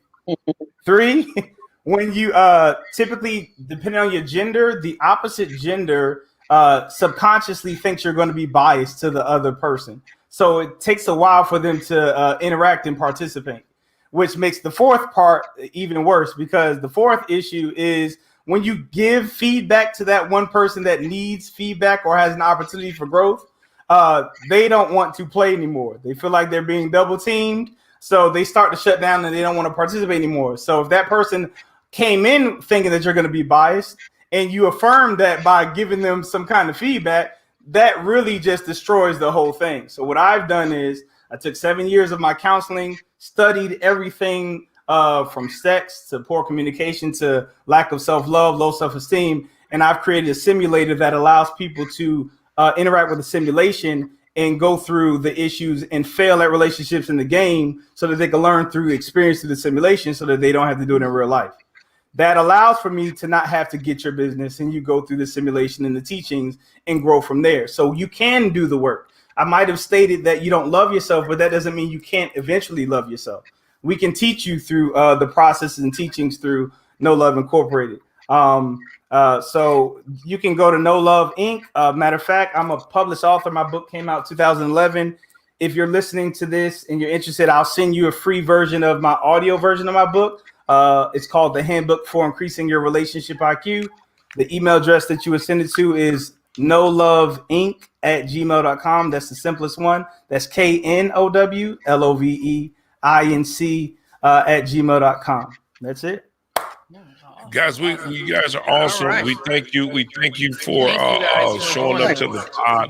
And guys, listen, you've heard this information. Go out, check these individuals out, participate in what they're doing. Maybe you have a broken relationship. Maybe you don't. You just want to enhance the relationship. Whatever it may be, you have professionals here who you can go and visit their sites and check them out and understand more about them so that maybe it may be something that they can give you that you need. You know what I mean? Pretty much. So guys, kudos to you. Yes. We appreciate you. In the works that you do. And we just wish that you make $1 billion in what you're doing. Just all the money that you need to keep pushing out even more materials that we can help everybody, right? If we can. So we thank you for coming to the pod. And guys, we're going to end the pod here. Yes. So kudos. And, we'll see you soon. Most definitely. It's been a pleasure. Thank y'all for having me. Thank you, guys. Yes, thank you. Thank you. Great conversation today. Great conversation. That's right. That's right. All right, guys. Thank you.